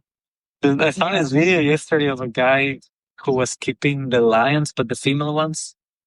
What are they called? Are they lioness? I don't know what the females are called. But the female. And he had his leg on a cast or sort of a metal cast as if he was injured before. And he's like slapping one of them that is getting too close to his leg. to his healthy leg. And then he bites the healthy shoe and drags him on the floor. And then the guy has like a cane and he's hitting the lion and the mouse as the lion is dragging him on the floor. And then the video cuts off after that. See, And that was like a zookeeper. It's also interesting that the lion bit the healthy leg and left a weak leg just on its own. Just pretty smart. right. Well, they're wildlife. I think every creature that's meant to survive outside is really highly intelligent because they have to live outside and survive. So they have to know when to go get water, where to go get water, what to eat, how to eat it, how to catch it, how to stay cool, how to stay warm. Like we, as human beings, we just get all of those things. You just go in the house, turn on the heater. You're hot. You just go in the house, turn on the AC. Just go to the fridge, press the water, comes out. Like they are kind of always surviving. And I know it's a natural instinct, but it's like I just would be too. Even a monkey, like I would love to have a monkey. Now I would probably be more. I'll feel way more comfortable having a monkey than a lion. But even then, it's like you're gonna be swinging all around my house. It's like trying to. I know this couple that they moved to Ghana from America, and these I said it wrong, chimpanzees. They literally broke into their house and was in their fridge eating their food, and they kept telling they literally recorded the whole thing like on their YouTube vloggers, but they vlog their life in Ghana now since they recently moved out of the country. So they really like recorded that, and then they had to call like I guess they call it like a monkey keeper or something, and they come and like get them on top. But it's basically common in Ghana for like you to experience that. For a monkey to break into your house and into your food. Yes. Because I think also where the houses are made, or at least the house that they were staying in, there was a window that didn't have any coverage. It was covered by like 2 bars, but it was like open, like it was no glass, nothing like stopping anything from coming in. So they came in literally through the window, and they literally didn't even try to tear up the house. They just was in the fridge, and they were recording, and they was like, "Stop eating our stuff! Stop eating that stuff!" And the monkey just kept on eating, kept on eating. That's some real monkey business. Right. How you doing?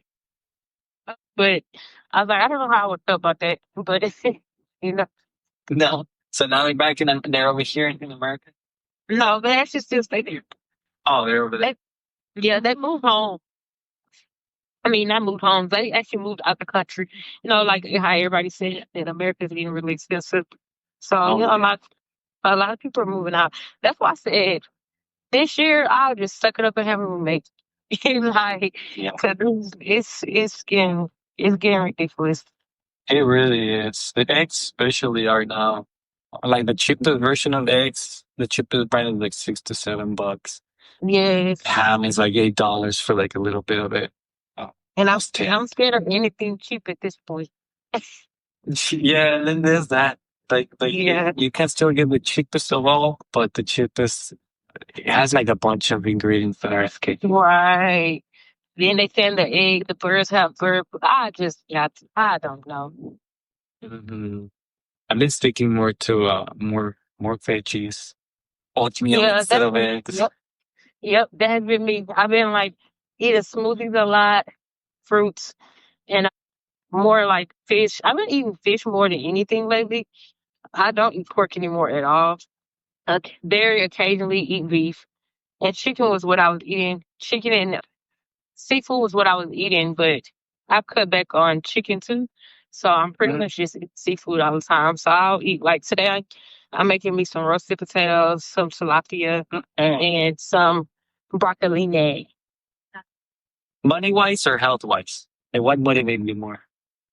It's definitely health wise for me. It's definitely health wise because the foods I eat is to me more expensive than the junk food.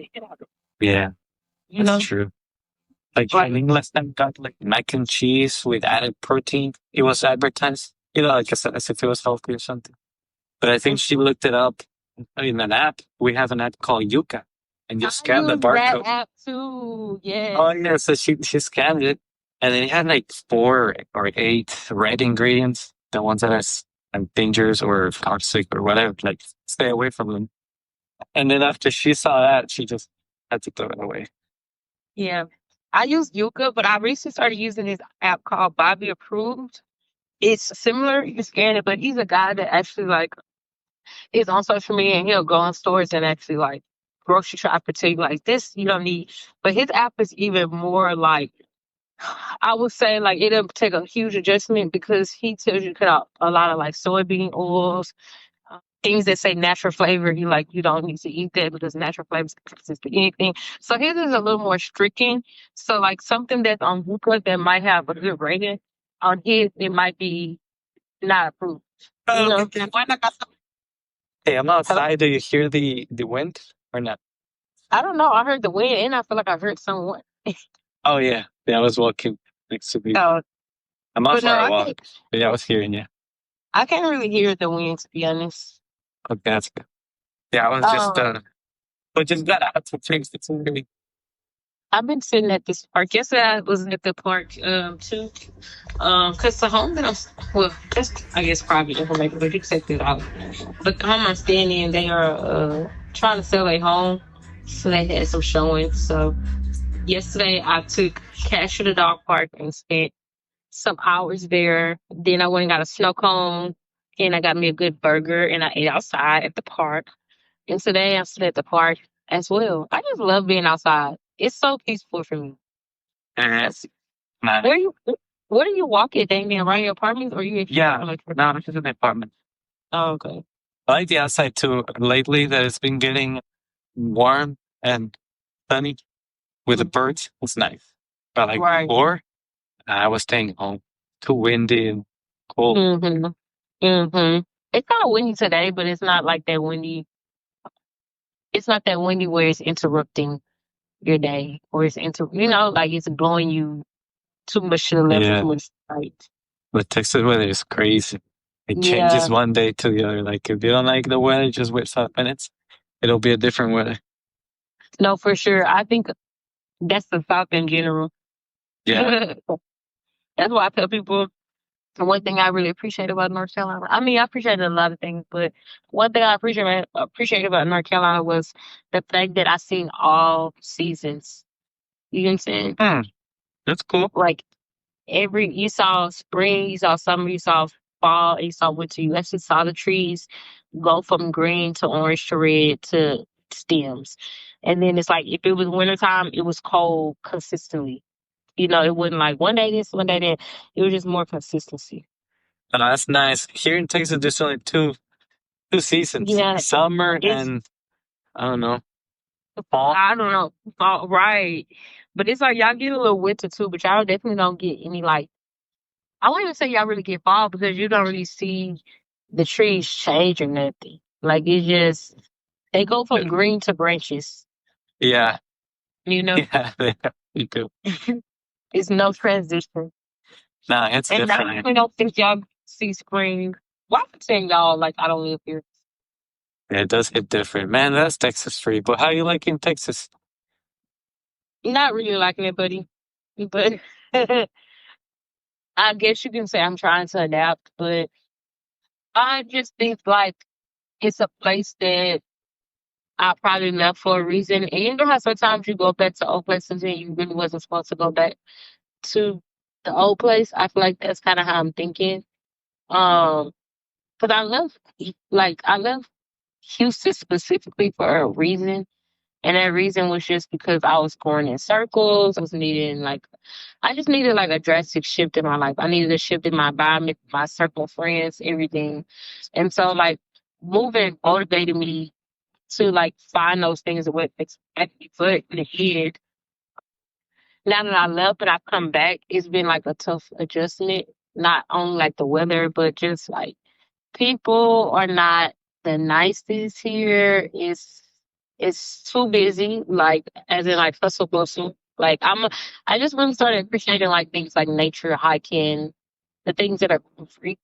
Yeah, And it's like in Houston specifically, it's always something going on. Like it's a lot going on. And I just think I'm trying to find my place here, like what part of Houston at least. it's the most quietest, I guess you could say. But I don't believe that it's permanent. So I'm just trying to, be present. Sometimes some days are harder than others because some days I just wake up and be like, I don't want to be here.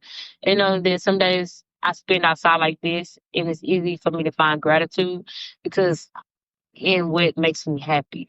But as soon as I leave this and I go in my car and I get on the highway, I get annoyed because it's like so many cars, so many highways. It's like being submerged in nature here because it helps keep me grounded. But I want, like, I think I would live in a city or a state that not many people would think of, like a Montana or in Kentucky or Minnesota, like a state that people are like, why would you live there? It's just like I just think that's where I would be, you know? More natural. Yes, more natural, more trails. That's why I really enjoyed Austin when I did stay there because I feel like it's definitely more nature driven. But I will say after spending that weekend there, even though I felt more comfortable, I think I felt more comfortable because I was around my friends. And I don't think it was necessarily Austin that just made me feel like, oh, I belong here. And so, with that being said, it made me kind of be like, you got to find peace in Houston, then maybe, because maybe it's not your surroundings, maybe it's just you. Like, maybe there's something internally that you're not feeling fulfilled about. So, it's like, until you address that, I told myself, like, until I address that, it's probably not going to be any place that just makes me happy. You get what I'm saying? So I'm kind of just trying to be like, okay, if I'm going to be in Houston, then let me be in Houston and let me find the things that like I enjoy doing that are things that maybe I was doing in Austin. Because like I said, right now I'm at a trail and it's peaceful. People, you're around like-minded people who are also outdoors, so they're speaking, they're kinder. But it's just that, like when it's almost like going on vacation, come back to reality. So it's like this is kind of like this is cool, but as soon as I get in my car, and I have to get on the street. It reminds me of exactly where I'm at. Being where I'm at right now, it kind of takes me away from the fact that I'm in Houston, like being out here where I'm currently at. So I maybe just need to find. There's a part of Houston called the Woodlands that a lot of people said I might like because it's called the Woodlands for a reason. They are building it up, but it's like very woodish. Like it's very nature driven, hiking trails, a lot of trees. So a lot of people say like you might really like the Woodlands. It's away from like the inner city. It's like 40 minutes from like downtown Houston. So you really on like the outskirts. It's kind of like I guess a Buddha, not as far as Buddha is from Austin, but it's like that. It's like a Round Rock, a Buddha, or Right. shirts or something like A that. couple here, like Bastrop. Bastrop is very natural. But it's another one too. But the name is not coming. But yeah, there's a couple. Like Lockhart is very ranch like. And then this really one between San Marcos and Buda and Kyle, I think. Waverly. Waverly. That one is like the most Oh, okay. nature Okay. one. Very nice. Not Philly. It's very nice to be in nature. Yep. It's just like a different connection. Mhm. And I mean, Austin, the city, I don't like being in the center of it too much. Just Mhm. because the traffic and the homelessness, it's a big issue in that You area. said the trafficking. What else?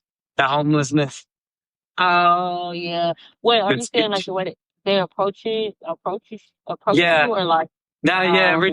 every time I've been in there, like walking the Capitol building, like around those streets, yeah, I've been approached multiple times. Really? This one time, it was a guy that was asking me for $1, but he was extending his hand to me, and I was with my brother, like, like tourism, and then his hand was bleeding. Like, what the? Uh, And then there's another one when I was walking down the street. There was a woman on the floor. She was rolling on the floor and screaming just random things. And I was passing by, and then she started shouting at me, and she read the back of my shirt that says Torches Tacos. And then she was like, yeah. Torches, I'm talking to you. Torches. Hey, Torches. She started screaming, like rolling on the floor. Like, what the hell? I keep walking. But you know what's crazy? The homeless rate is just bad in general because downtown Houston is horrible. Like the amount of people. But you know what? I've probably seen the worst homeless in person is Denver. Like Mhm. them, they had like almost like. Have you ever heard of Skid Row? It's in California. Yeah, that one I've heard. I've seen videos.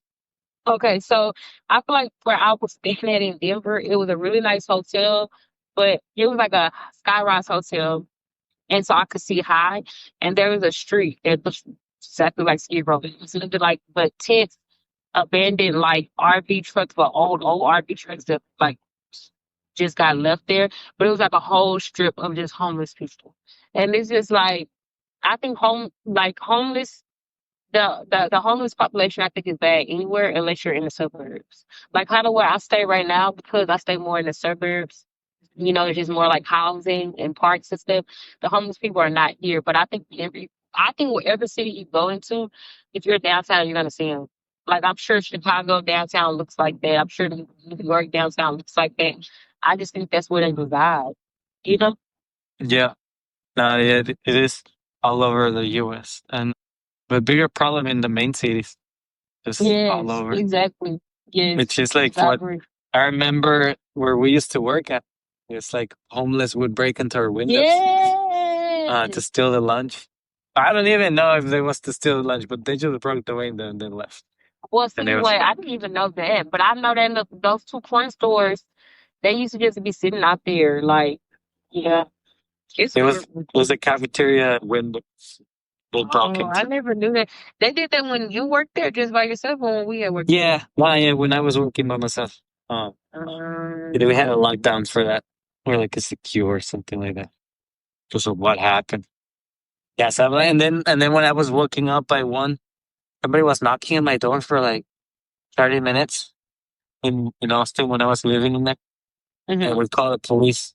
And the police never arrived. And then just called back 30 minutes later to ask What, if the guy was what still part of knocking. Austin did you stay in?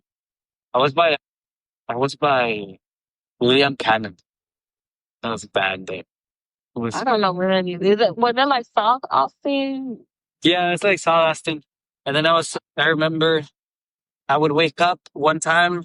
I was gonna go shoot with neighbor. We were gonna go shoot guns, because I said shoot sounds like drinks. Gonna go shoot guns. And as I was getting out of my apartment, there was a shirtless guy under the stairs doing circles, walking in circles. And Mm. I'm like, I never really was fun to South Austin because I stay like East Austin, but even where I stay, like that apartment that you came to, it was a nice apartment, but it was definitely the apartment next to us was not the best apartment. mm, But I never was a fan of South Austin, and I said if I did ever move back to Austin, it would definitely be North Austin. It would be like Pflugerville or Brown Rock. Like my oh friends yeah, it's hated. north. Yeah, so it would like be more up north. But like I said, I'm trying to like stay interested and just try to at least get what I might need from Houston right now and just kind of find what makes me happy here. And I also think that I need to reevaluate my friend circle here. And so I think I'll do that by actually doing things that I love. And that's how you get out and connect with people because True. I, And I remember something you told me that I liked a lot, and that was like an advice that your father had given you, or something that you took as an advice, yes, but always yes. smiling or just having a good attitude towards No, things. What he was was that? telling me, remember I told you when I moved back to Houston, I had told him a few months ago how I wasn't happy here and that I had moved back for him. And he said that basically that wasn't a good enough reason for me to move back and that I should go where I'm happy. And he was like, if this is just not where you're happy, then you should go wherever you're happy. And when I told him where I really wanted to be, which is California, he was like, then I think you should go. Like if Cali's where you want to go, then I think you should go. So he's just really about like my dad has always been about kind of like living your life for you and doing whatever makes you happy, even if comes at the point of disappointing others.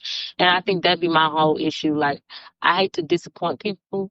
So it's like sometimes I'll give myself the short end of the stick to make sure that I'm not disappointed. But it only leads to like less fulfillment on my end, less satisfaction on my end. So like I don't know. Like that, and he told me once we were at the park and we were like sitting outside. I mean, like sitting outside and just looking at people pass by.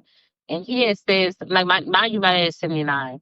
So he said, wow, life has really beat that man up. And I said, why did you say that? And he was like, just look at him. You can tell.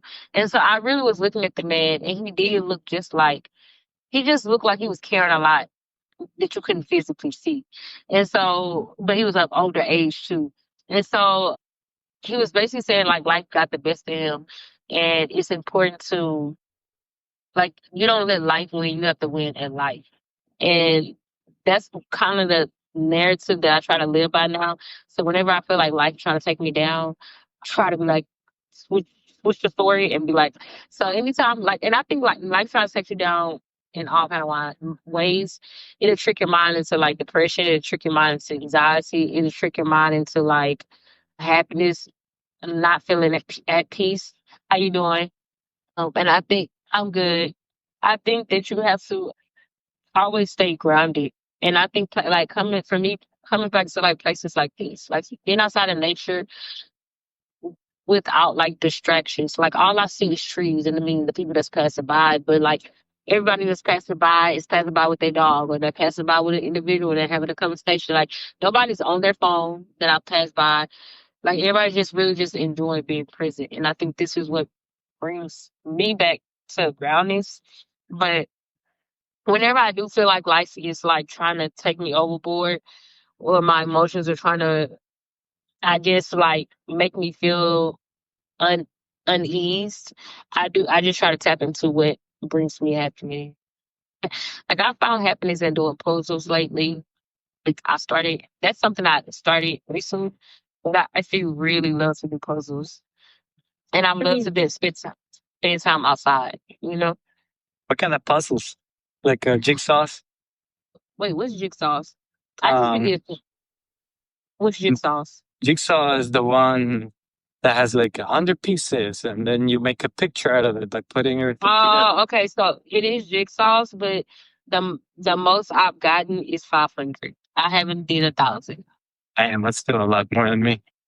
Yeah, but you know you have to start small. And honestly, when you do puzzles, it's not something you should plan if it's kids passing by. So I'm gonna just wait till they finish. Mm. Yeah, you hear the people look. But that's Uh, nice. you said what? That's nice. My new hobbies are You sound know for healthy. sure. And I want to learn how to play tennis for Christmas. I asked when my aunt asked me what I wanted, and I wanted to learn how to play tennis. So she bought me a tennis set, like with the balls, the rackets, and everything. So I actually want to learn how to play tennis. It's just been hard for me to learn because it's so hard to find a free tennis court. Like most tennis courts are in like nice neighborhoods, and you have to have like a resident access, or like tennis courts. There's just not free tennis courts out here, you know. Hmm. But I was gonna say, oh, I was saying a puzzle. I don't believe a puzzle is meant to. It's like a Lego piece too. It's like you can. I mean, you can finish it in one day if you like, but I usually start a puzzle and I come back to it. Like I'll do what I would do, and then if I feel like it's becoming too stressful or like my brain is becoming less of enjoying this and more so I'm stressed about finishing it, I'll just put it down and come back to it the next day. And I'll just do it over a course of time until I complete it. Because the goal is like you're still satisfied when you complete it, no matter how long it takes you to complete it, as long as you complete it. You get what I'm saying? So Yeah, it sounds to me like you're in a journey of either healing or like self learning, like acknowledgement, like just a journey. I Self, am. no. I think I'm in both. I think that's why I said I don't really want to leave people. Ooh, I'm sorry, Cash. We're stepping I on said people. no. His harness fell and then it scared him. Oh, But Cash, come on, baby. That's why I said I don't really want to leave Houston because a lot of trauma happened here. I think there's a lot of healing that I need to do here before I try to leave again. Because I that's think cute. when I leave the next time, I don't Like I can't keep carrying this trauma with me. And that's why I say it's like wherever you go, it's gonna follow me. And so if I've been placed back in this exact city where I mean, I went to elementary here, middle school, high school, and even like initially going to college, not in Houston, but I mean, I went to college like an hour away. And so it's like Houston has so much like familiarity to me, which is another reason why I didn't want to come back because I just wanted new. Like I wanted a new group of friends, a new environment, a new place where nobody knew me, like, and let me just start new. But I did realize, or I do realize that like there's a lot of trauma connected to this place, and I think I'm gonna always view Houston as something negative if I don't heal that trauma. And I think if I heal that trauma, it'll become a place that even I might be able to view it as positive, or just coming back and visiting won't seem so dreadful. But I think right now it's so dreadful, and it's a place I don't like because it's just like a lot of stuff like that happened here that I haven't dealt with. And I think that's why I'm trying to like stay here and just find what brings me peace. And like I'm a very spiritual person. I do believe in God. So it's like that comes into factor too of why I feel like I might be called back to this place. Um, but I know like the next time I leave, I said like I don't want to be carrying baggage into a new place. Like if it's gonna be a new place, I want it to be a new place. So times like this, like today, sitting outside, it's a lot of reflecting. Like sometimes I take my dog for a walk and I'll leave my phone at home and I'll literally go for a walk. And then it's just I'll just be in my own thoughts. And in those thoughts I'm either reflecting or doing a lot of self accountability. Because I think accountability, sometimes we put ourselves in our own situations and we're quick to blame somebody else, like, oh, they did this or oh, they did that. But it's kind of like you also have control over yourself too. So I, I'm in a space where I'm taking a lot of self accountability. I'm also doing a lot of like reflection and self awareness because I really just want to become the best version of me, you know? And so whatever that journey looks like, I'm willing to take it. And right now, even if this is not the place that I feel is, I don't feel like Houston is my favorite, but I do believe that I'm supposed to be here right now. So it's up to me to either like be bothered about being here and just like complaining, or it's on me to do things like today and like be sort like it's okay to have friends in Austin, but it's like just like you created that friend circle in Austin, you can create a friend circle here too. It's like you just have to get out and do things that you love. You know, right now I haven't exposed myself to enough places that I like. So I'm not meeting the people I like. Like in Austin, I was going to like poetry slams and I was hiking on trails. I was just doing things that really wasn't what I was used to doing in Houston. And I feel like I came back to Houston and I started doing what was familiar. Because it's a familiar place, I just started doing what was familiar, not realizing like you outgrew the familiar in you. So you can't apply it just because you're back in this familiar place. You apply the things that made you a better person.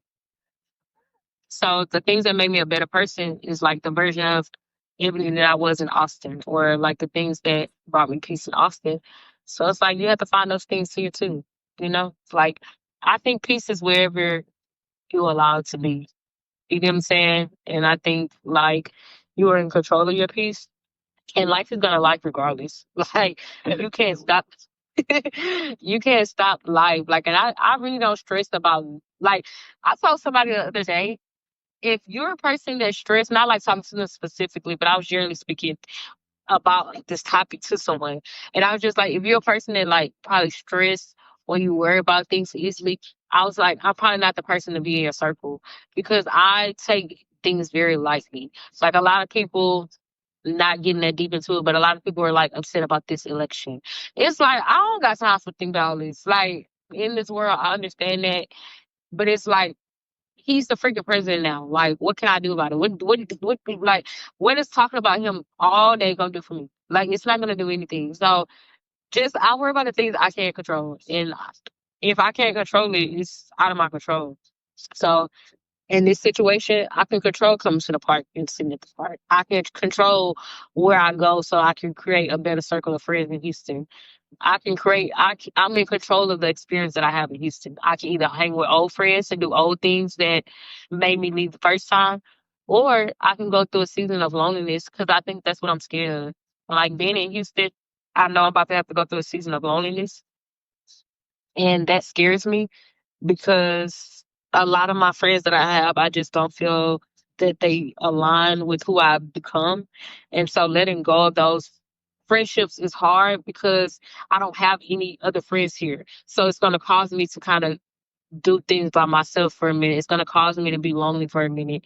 But I'm at a place where it's like either I'm have to suck that up and be lonely, or I'm just going to keep going in circles. Like if you do old things, you're going to get the same outcome. So I once heard somebody say nothing changes is nothing changes.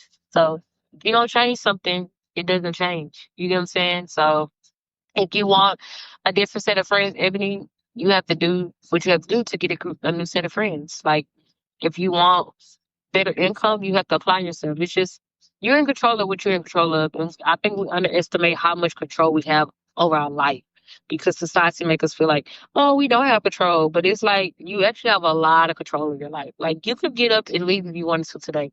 Like you don't have to live here. Like you don't have to be here. You don't have to drive that car. Like you don't have to do a lot of things that society make you think that you have to do. But it's a mindset thing, you know?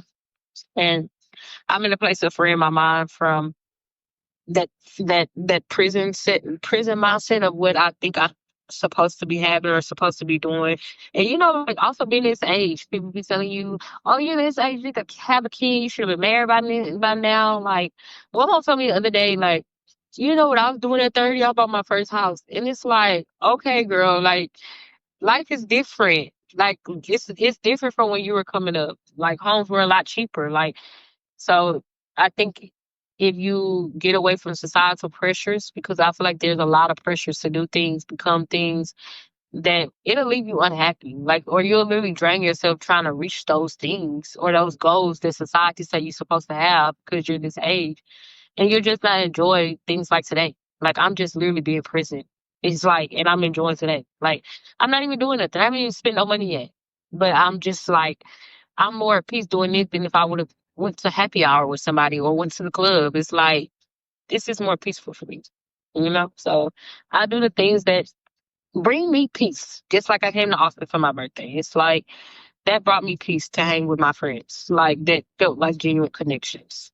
So yeah, I said a lot. I know I said I know. I must say I said a lot, but You did. I'm just That's fine. It was that's just incredible. the era that I'm in my life right now.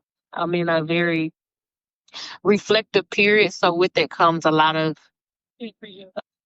things that I share because I'm just spending most of my time reflecting and just reflecting. So Yeah, no, that's incredible. It sounds like you're definitely in a path of self-reflection, and it sounds to me like you want to improve whatever holding you back and yeah, feel a lot of yourself before ever leaving Houston. Like you wanna, yeah, if you wanna leave, you wanna leave blank, yeah, with a new start, fresh, with all yeah, your traumas and past and everything behind. yeah, So yeah. yeah, it was cool. Like you wanna move on properly by being in the place that started it all. Right. Absolutely. It's That's really really what it cool. is. It's poetic in a way, in its own way. I mean, So definitely change of scenery help you, but I know how I made you. I made you in Austin. So Austin didn't work out for you. You decided to go back and Houston, you're like back to ground zero. Like, right. between everything. Mm-hmm. Cause it's so Cool. crazy. 'Cause when I first got here, it was like I was doing DoorDash when I first got here, and so like it was like odd the way things were working. It's like every time I did a DoorDash, it was taking me to like something old in my life. Oh yeah. Meaning like it was taking me to like one day I delivered to a neighborhood where an ex stayed, and I'm like, how did I end up over here? But I just obviously picked up the order and just went here. But I said that to say like I started paying attention to that, and it made me think that okay, you can rewrite your story.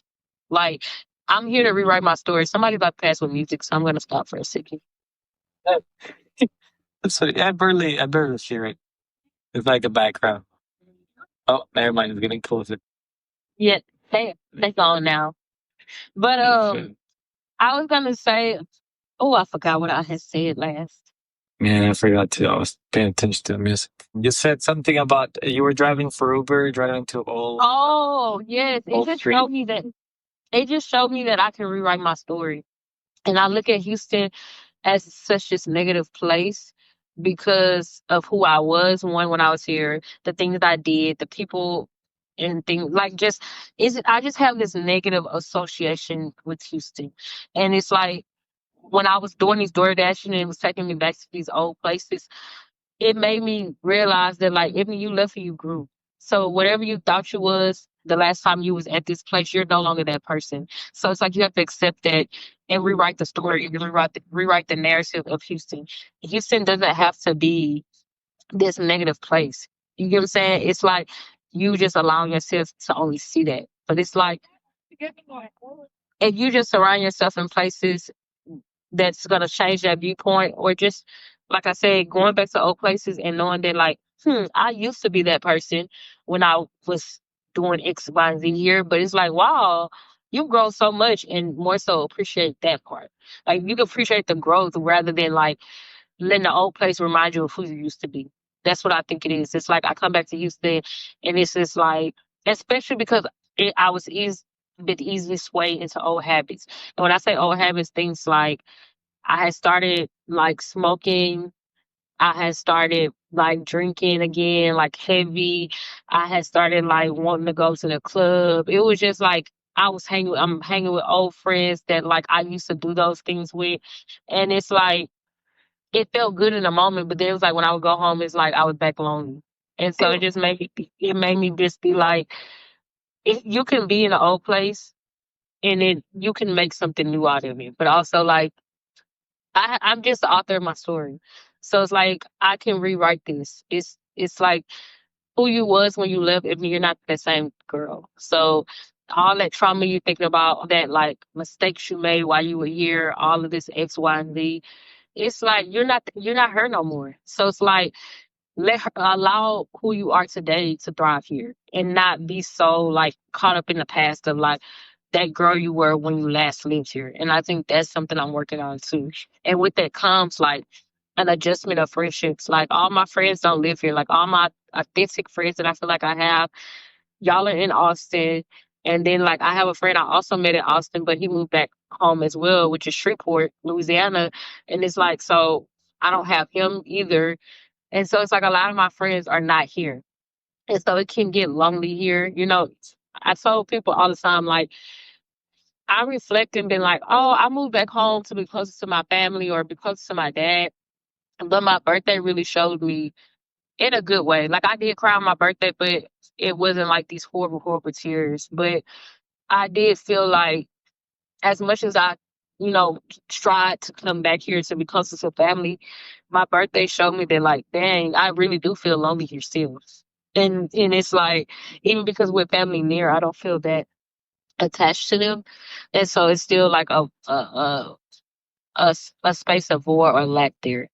So I'm just in the era of really not that I'm rediscovering me, but applying the version of Ebony that I had become to this familiar place, and knowing that you don't have to go back to those old habits or those old friendships to feel a sense of like community. You can create a new community here, and it's okay to be whatever version you are now here. You know, so I'm going through that, and it's a tug of war because you know, like I'm human, so I have emotions, but at the same time, I'm aware. Like I have high awareness too, so I'll get there. You know. Wow. Yeah. I just listening. That's a lot, but it's very nice. Very Mm. nice journey you're going through. I'm thinking, is there a time where you feel you're gonna be ready to leave the nest? Let's say ready to leave Houston, or is that still maybe too far? Or if it does happen, you'll just rather stay. I definitely think there's gonna come a time where I'm ready to leave the nest. Absolutely, I'm ready to leave the nest now. But Yeah. I know it's something that I shouldn't jump the gun and do. Because then I think I might end up right back here because I think it's a reason why I'm here. Like Mhm. it's some things that needs to be resolved before I go to this new place. And I'm saying, oh, I want to go to the new place. I want these new communities. Thank you. I want to go to these new places. I want to make this new community. I want to do this. And it's like, you can't do that carrying old baggage. So regardless of where I go, unless I really leave this baggage where it belongs, which is Houston, and also not review, but like see the baggage in a different way, a new place still not going to feel new, because it's like, I'm still going to go with like the old habits and the old things. So I definitely think that there is going to come a time where I'm going to want to leave the nest. I personally would hope and pray that it's sometime soon. I ain't gonna say sometime soon. I'm gonna say soon. Then I'm just say soon. I can't really see myself staying and be like, never mind. But who knows? Like maybe if I heal myself and I see Houston in a different way, maybe I'll be like, you know what? Houston is really not that bad. Maybe I think Houston is this bad just because of how my mindset is currently. It's like I haven't, but maybe once I successfully do the healing part and like the healing part, the letting go of the baggage, the lifting the load off of me, maybe Houston will become like a place that's like, hmm, maybe it's not that bad. I could stay for a few years. But I do, I do believe that this is still not my end all be all because my aspiration and the life that I dream of is bigger than Houston.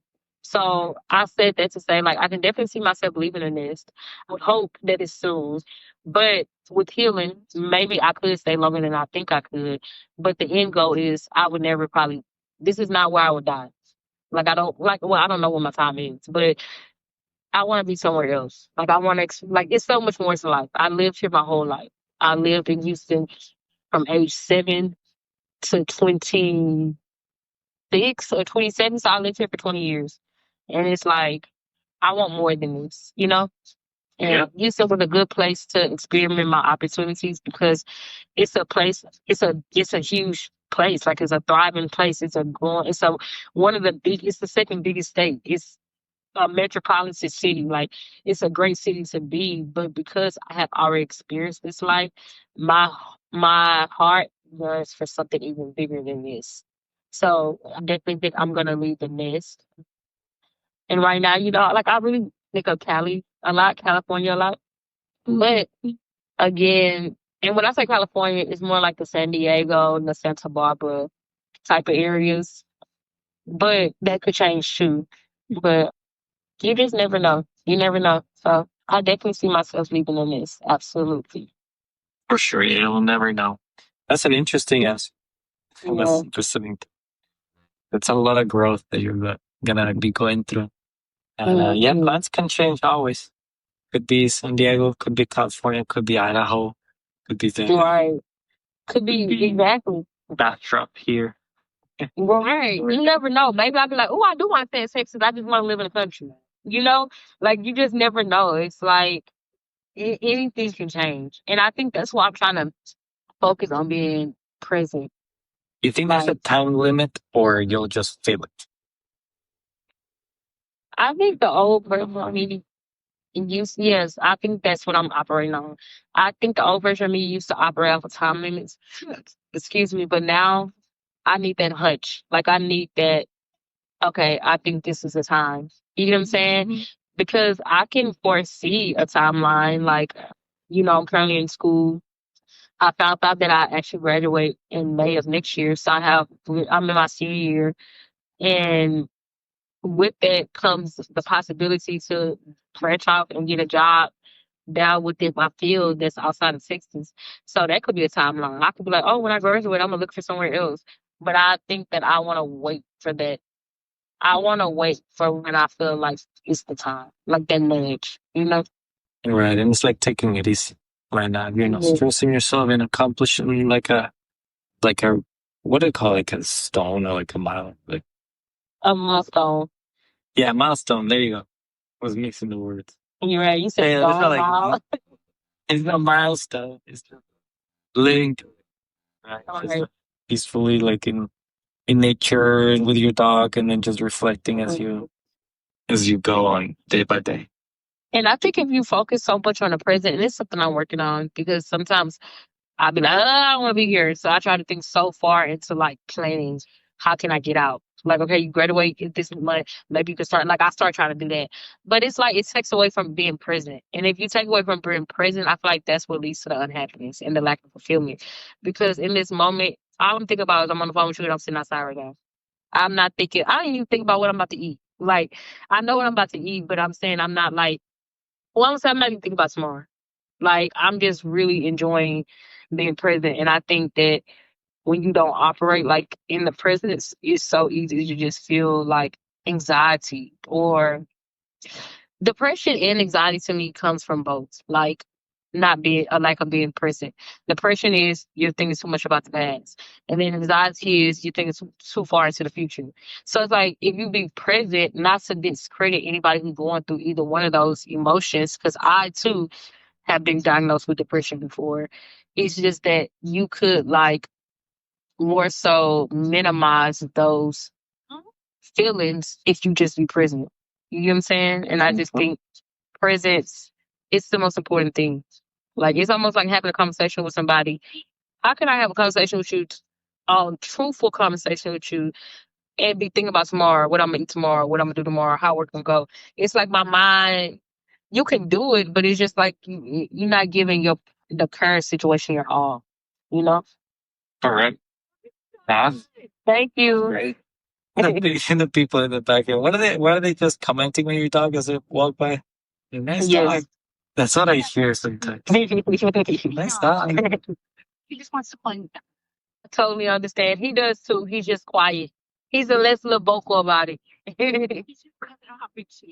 Right. And he's like that. He doesn't realize how big they are until they start playing. Yes, they are. Like somebody, they Cash always get compliments. I think he gets more attention than I get. Like somebody complimented him earlier, was like, "He's so well behaved," and then the lady just said, "Wow, he's just sitting there. Like he's such a good puppy." Are you sitting down right now? Oh, bitch. Yeah, cause no, I'm able to take him off the leash, and he'll literally just sit, like he That's doesn't nice. move. Yeah. Oh, well.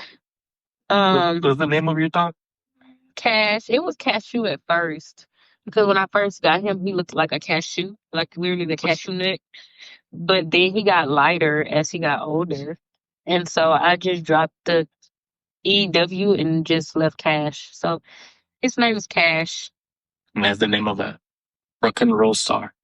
Yeah, Johnny Cash. Uh, I say he's my broke best friend because his name is Cash, but he ain't never got no money. But always taking my money. Mm-hmm. That's dogs, that's pets, that's kids. Right. For some You're about to be people, a friend. father, Damian. Yeah, it's gonna be nice. It's gonna be I fun. know. I cannot wait to see the baby. Yeah, Whenever it's gonna y'all be fun. do. Whenever I want to see who he comes out looking more like. I know, right? It's always a more fun part. Yeah. Like, how is he gonna look like? And with hair, what hair? Right. What if he comes out with a lot of hair? Because he looks like, if it's up to your genes, he looks like he definitely would come out with a lot of hair. Yeah, You know? yeah. Well, when I was born, I came out bald. Oh, wow. I think your baby's going to be actually very beautiful, though. Because when I think about you and Charlene mixed together, I think that's going to be a very beautiful Yeah, baby. it's gonna be I me. also, yes. And I also think because what y'all are, like Charlene is Haitian and you are Mexican, and it's just like, I think those coming together would be like it's different from just like black and white. You know, it's like Haitian to me is their own type of Mm-hmm. people. You Yeah, it'll know, be cute. I yeah. think it's gonna look more like a. I always joke that it's gonna look like Brazilian or Colombian because I mean they're very with Um. with like I don't know, but like black and brown, they were Oh, mixed okay. together. That's I definitely think y'all baby's gonna be like caramel, but like Yeah, I ain't gonna say like that. like, but that light caramel. Yeah. Mhm. Yeah, that's I what don't might think. happen. Yeah. I don't think he's gonna be dark or light. I just think he's gonna, and I don't think he's gonna even be like my skin. So I think he's gonna be lighter than me. But But he's not imagine gonna. if it did come out dark. That'd be funny for me. That would be Like if funny. I carry him around the store, it's gonna look very different. Yeah. Like, did you steal that baby? Yeah. Yeah, like I've seen videos of that where there's like a white mother and black son or the opposite. And then Mm-mm. they get They like probably questioned they in probably there. adopted though. They probably adopted that child. Yeah, mainly like those questions or like those glances. Like, How y'all doing? yeah, I'm excited. I'm gonna be, I know that I'm gonna play with them a lot. It's very, When's her due date? we're in April, but you never know. It could be at the end of March. You never know. Wow, that's crazy. That's why I was so shocked. That's why I had to text you and be like, "Are y'all having a baby shower?" Because I was like, he told me that they were having a baby a long time ago. I'm like, she's about to be due. Like, Yeah. y'all having a y'all most most people. I ain't gonna say most people, but because I've never actually been to a baby shower. Well, I lied. I have. No, I haven't. But I would assume that people would do it closer. I mean, like a 6 month mark or maybe like a 5 month mark, not literally the 8 month mark. You know? hmm Yeah, I mean, that's true. I never thought about that. But it's like that kid is ready to come out. I feel he kicks a lot. Every time I put my hand over it. Hopefully, hopefully, especially since she's kind of like scared. Hopefully, it's an easy birthing. Like, hopefully, it's a quick birth. Like, he Right. just he just shoots out. You know, That's what I told her. Like, hopefully he crawls out on his own with a kick. like he's like, yeah, the way you say he kicks, maybe he just will do that. You know, Like, it's crazy when the doctor, I think Shalene was telling me that, oh, and the doctor also said the normal birth is like, could last 24 hours. Yeah. And then after 24 hours, that's when doctor start worrying and thinking about plan Bs. But 24 hours is like the average or the limit. I feel like 24 hours is a long time anyway. Which is It's crazy like still, like, to give birth for 24 no, for sure. or 16, like your friend was telling us. Oh, what was it? Yeah, 8 hours, sure. 16? I don't know what she said. I wonder how fast I came up. I wouldn't even know, but that's an interesting question. And I would never ask for me. I I know I know. was born at nighttime though. And I was born, do you know what day? Like day Your of the birthday? week? No, like day of the week, was it? Oh, 'Cause I for know, me, I was yeah. born on a Monday, I think. No, wait, me too. On a Monday, Really? at like 6 a.m. or 3 a.m., something like that. Oh, okay. So you were Between kind 3 of a.m. like and 8 a.m. closer to Sunday night. I was closer. I was like at 7 or 8. I don't know if it's late 7 or it was early 8, but I was more in that range of PM. So you know what? When Monday comes, and I hate Monday because it's back to work, I remember, but I was born on Monday. I can handle it. Uh, uh, I was born ready. It was well, you born. about to like y'all life is literally about to change. You have a baby on the way. Yeah. Charlene is about to be a stay at home. So is she gonna like for into 2? Is that when y'all gonna like actually try to enroll him in school at that time? Yeah, we'll kind of see how it goes. Right? Maybe 1 year, if he can go to like one of those people that keeps your kids, or The big 2 years. You Yeah, said one of the people that keeps your kids. whatever you call it, kid keeper. Oh, Kid keeper, wow, Damian.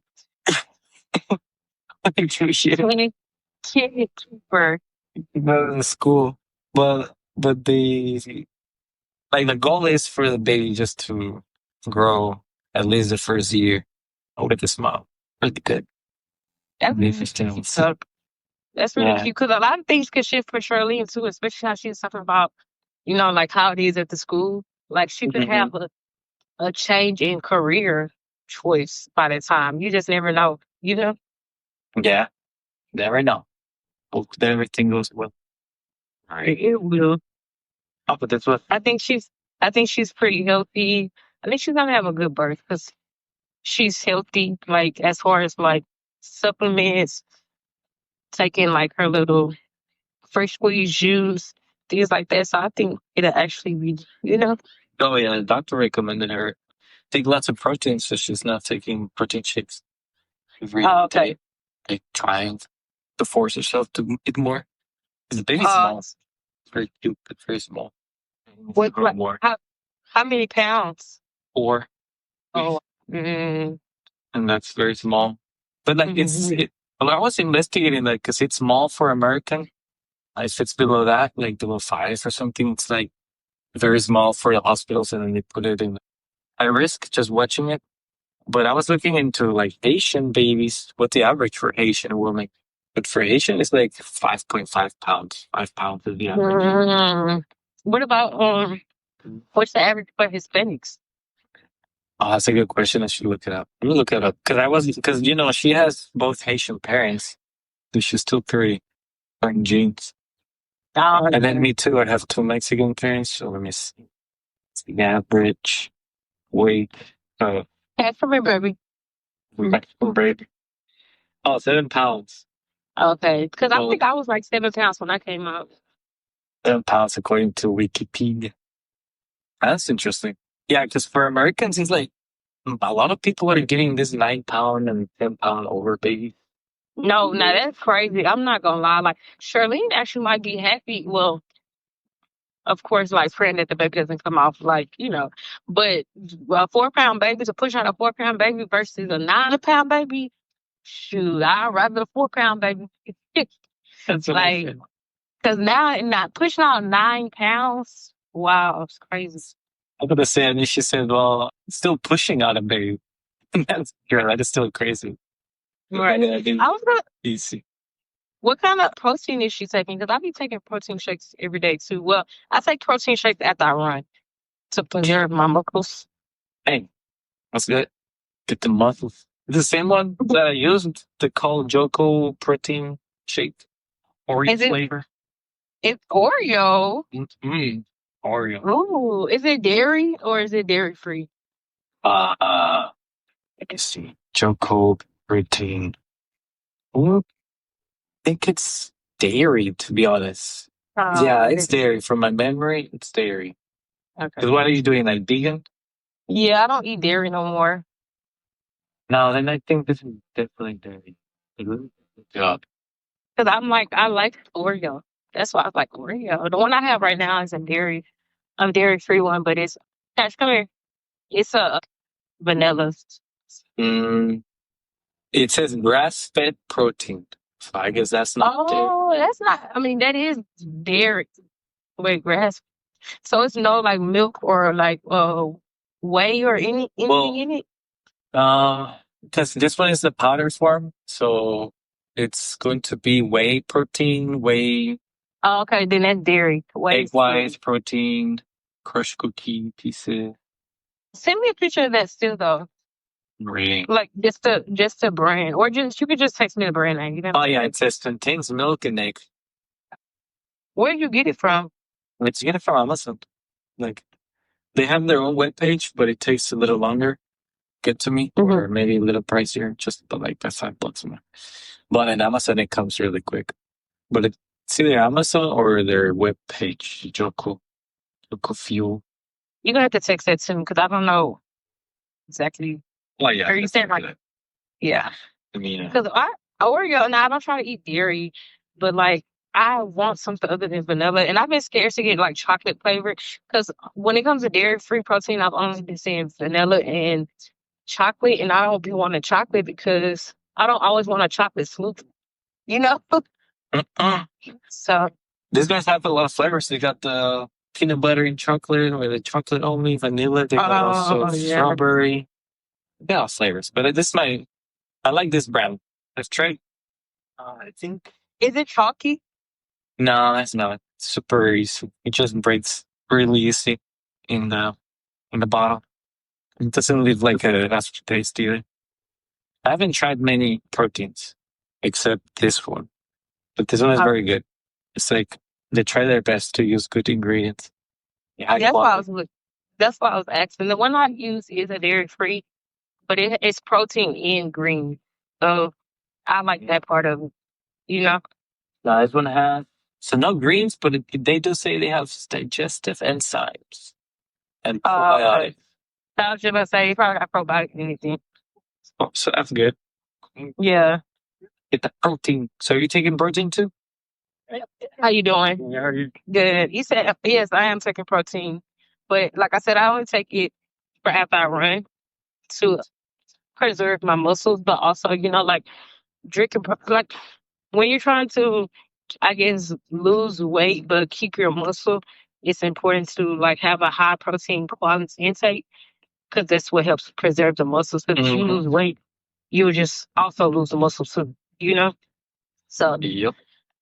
I run and then I make me a protein shake. But my eating has decreased a lot because I am trying to lose weight in my stomach. So that is like today I've only had a protein shake and I did these little granola bars that I started eating. It's like dates, peanut butter, and something else. It's like four ingredients, but I ate that. Oh, I think I know which one you're talking. Like it's a like a very simple package with only words. Yeah, yeah, Yeah, yeah. And what's that one? it literally says four. It says I think Yeah, on it four says ingredients. simple. Yes, yes, Yeah, it says egg whites, this many egg whites, and this many dates, and this many. Yeah, I like that yes. one a lot. So I ate that, and that's all I ate. And then, like I said, for dinner, I'm gonna make my tilapia, some roasted potatoes. I'm probably gonna air fry the potatoes because I already diced them and seasoned them, and then I'm probably gonna bake the tilapia, and then I have the broccolini. I'll probably just steam the broccolini. So Mm. that'll be my dinner. But I've been trying to eat healthier. Of course, I'll always be active because I have a dog, but my activity has increased because dealing with that asthma for 2 months left me sitting down for 2 months. Like, Mhm. like not really being able to be as active. And then I was also starting to eat bad. So I was easily gaining weight again. So trying to work on that. I try to run five days a week, but at least 4 days a week. And then I rotate doing a mile and a half to a mile every day. And then along with that, I'm also Well, walking my dog 3 times a week. that's good. You're not taking breathing to breathe, like, I don't remember what the word is. You take No, advantage of it that you can breathe. the nebulizer, the breathing treatment, at home breathing treatment. Hmm. You Yeah, take advantage of that. Yeah, that's good. yeah. Well, I haven't had to do that since I've actually like went to the ER, but I have maintenance inhaler. Like I have a Buterol inhaler too, but that's only for like emergencies. So I can have a maintenance inhaler that I'm supposed to take twice a day. I take it in the morning and I take it in the evening. And then I have this pill called Singulair, and it's for asthma too. It like reduces the inflammation in your lungs or something. So I'm basically on that. It's like a steroid inhaler and Mhm. that pill. And so I kind of just take that. And so far, I've been able to like stay active and do things that when during those 2 months I couldn't do. Like walking Cash was like I wouldn't be able to walk him like long distances. It was gonna be quick and almost like sometimes we Right. having to go to the backyard. You think that is ever curable? Like, is asthma a thing that gets cured, or is it just a thing that you live with? Like, I think it's the thing you live with, but one thing I think is I think you can probably build your lung capacity back up, which is kind of what I've been trying to do. That's why I say like when I first started getting back into working out, instead of just running straight, I was doing jogging and walking on an incline on the treadmill indoors. And I just think like I think when building your lung capacity back up, it makes it easier. But they were also telling me at the doctor that sometimes asthma is worse in certain seasons for certain people. So I could be a person that because they said that my bronchitis triggered my asthma because I've never had asthma, so they was probably like that's what triggered it. But they did say sometimes people are more easily affected in certain temperatures. I think like the cold, some people are easily more affected. But I don't know. Like I don't because it's your lungs. It's hard to say like I'm not taking this medicine. You know what I'm saying? Because it's like that's your lungs. Like I'm gonna take whatever it's gonna keep me breathing. But yeah, I think you can make your lung capacity better in the way your lungs run. I think you can make your lungs healthier by doing a lot of cardio exercise, aerobic exercises, like things like just even walking. It still builds your lung. Like the your lung capacity. So I don't know if it's completely curable, but I think that maybe with a healthier lifestyle, you could probably like minimize how many asthma attacks you actually have. Yeah. yeah, that makes sense. Because I've been doing some deep breathing to help my lung capacity. I'm Mhm. not having trouble with when I don't know, just when I go on a jog or when I just go to sleep. I just have trouble Um, breathing. So but you it's, also, what do you call it? Have you said the snoring is called what? A sleep apnea. yeah, sleep apnea is definitely So, troublesome.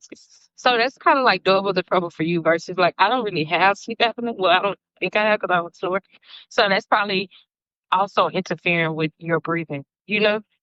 Yeah, because I wake up with a sore throat, even if I'm Oh. asleep. And so I've been, I've been reading a little bit about just breathing deeper and holding it, like take a breath and last 4 seconds and then release it for 4 seconds. And and breathe from your nose rather than your mouth every chance you get because your nose will Hmm. filtrate the air better than your mouth will. And that's just what I've been doing starting today. Just taking deeper breaths Like while I'm I do doing. think breath work definitely helps. Like, cause it helps with controlling your breathing and like properly breathing. You know, like I think when you have asthma, you'll realize how incorrectly you actually breathe. You know what I'm saying? So I think you trying to control and do breath work actually might help. For sure. I think it's being healthy because when I was young, I felt a difference. Yeah. Like my nose opened up a little bit, but it was so close for a long time. It's just like I only got it after COVID, where just having trouble Oh, breathing. oh, that sucks, man. So it was a response to COVID. Yeah, it looks like it. Oh, yeah, that's why I said even mine. It came after I had bronchitis. Now I did say my biological mom passed away from asthma attack, so I'm taking it a lot serious. But I never have been diagnosed. Like I ran track. I didn't like I've always been active. So Hey, maybe with age, my asthma just came with age. You know. yeah, like a gene, like a dormant. Mhm. Yeah. Like exactly. Like it was lying dormant, and then I got the bronchitis, and it just woke it up for me. Yeah, or it's like that's how I feel. Or maybe the lung got so weak from like a virus or something, and it just messed it up. Need to reset. Mm-hmm. That's what You know. I feel with me with COVID. It just messed me up. But at the same time, like, when I got COVID, it was like coincidence. I also got the vaccine. So first I got the vaccine, and then that same day I got COVID. Shirley and I, we both got the vaccine together, but also got COVID together. It just sucks because we had both at the same time. Where did you get COVID from? From my flights when we were coming from China, which is crazy because we were in China for 2 years and we never got COVID. And then we went back to the US, and I'm sure we got it in the airplane because as soon as we got home, the next day we took the vaccine, but we got sick as well.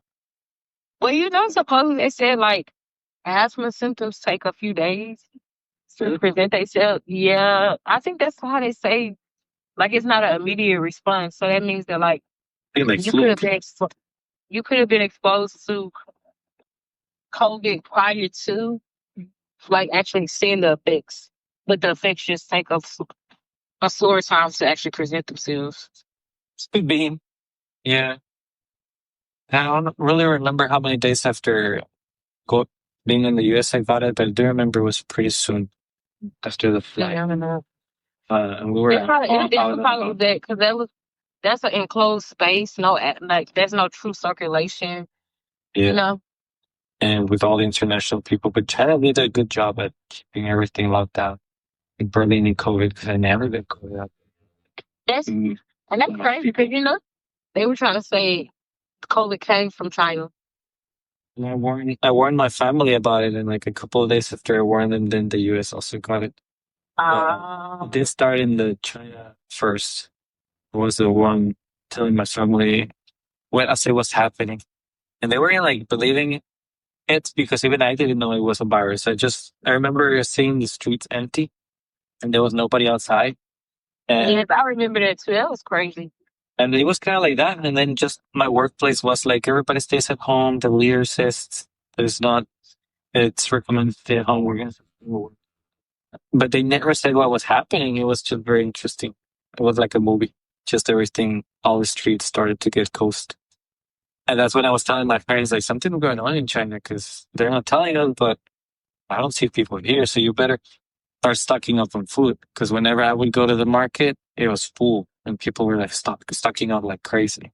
And I told my parents to do that, to do the same. And they did. Thankfully, they listened to me. And like maybe a week or two later, now the same thing was happening in America.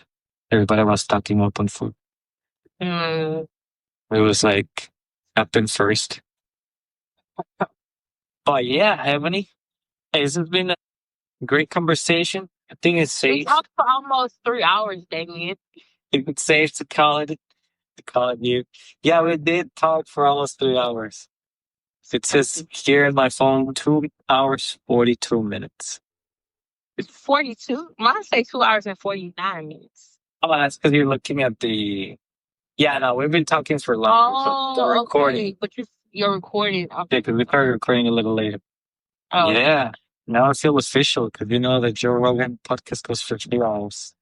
I feel right. It's I crazy. love it. I love it. My first podcast.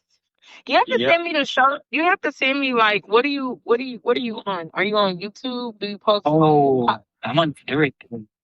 I'll Ooh. send it to you once I upload it. So it's everywhere. Each one. I got this one app where I upload it and then distributes to all of them at the same time. So Oh, it goes to YouTube as well. It goes to Spotify, Apple, and then a bunch of others that I just don't know with memory.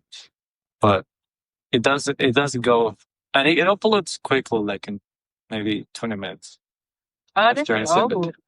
But my That's YouTube, I think it's like just uploads. So it's not mess with it too much. But the Spotify one is the one that's like the place where I listen to them. so you say you But listen to them and then you upload them. no, afterwards, just to check on the audio quality. I I hear them after, well, before and after. But I use Spotify. What do you use for podcasts? I use Apple Podcast. Okay, so it's definitely gonna be there. But I I think with that, I was the I have a Spotify account too, but I just use that for music, so I could go there. But I just listen to all my podcasts using the podcast app on Apple. well, okay. Because you got the Apple Music. Well, no, I don't have Apple Music. I have Spotify Music. Oh, No the Apple Apple. Music for me. I got Apple Music, but I'm getting out of it. Yes, just trying to cut back on expenses. Baby's Me coming. too. I don't have any like streaming services other than Amazon Prime. I don't have no Hulu. I don't have any Netflix. I don't have none of that. You know. Dang, I've been cutting down on Netflix too. I can pay like $30. Right. I know it got crazy. It did. And then Apple Music was also getting priced. They increased the price for like $1 or $2 for everything. I think even Netflix they increased it too. Just where I'm like, nah, that's enough. I'll just Yeah. I got my methods. Like movies. But yeah, you got an Apple podcast. You can see my podcast, but it has an old photo. For some reason, it never updated. I think it's like a photo of a banana and a crystal. Okay. And what's it called?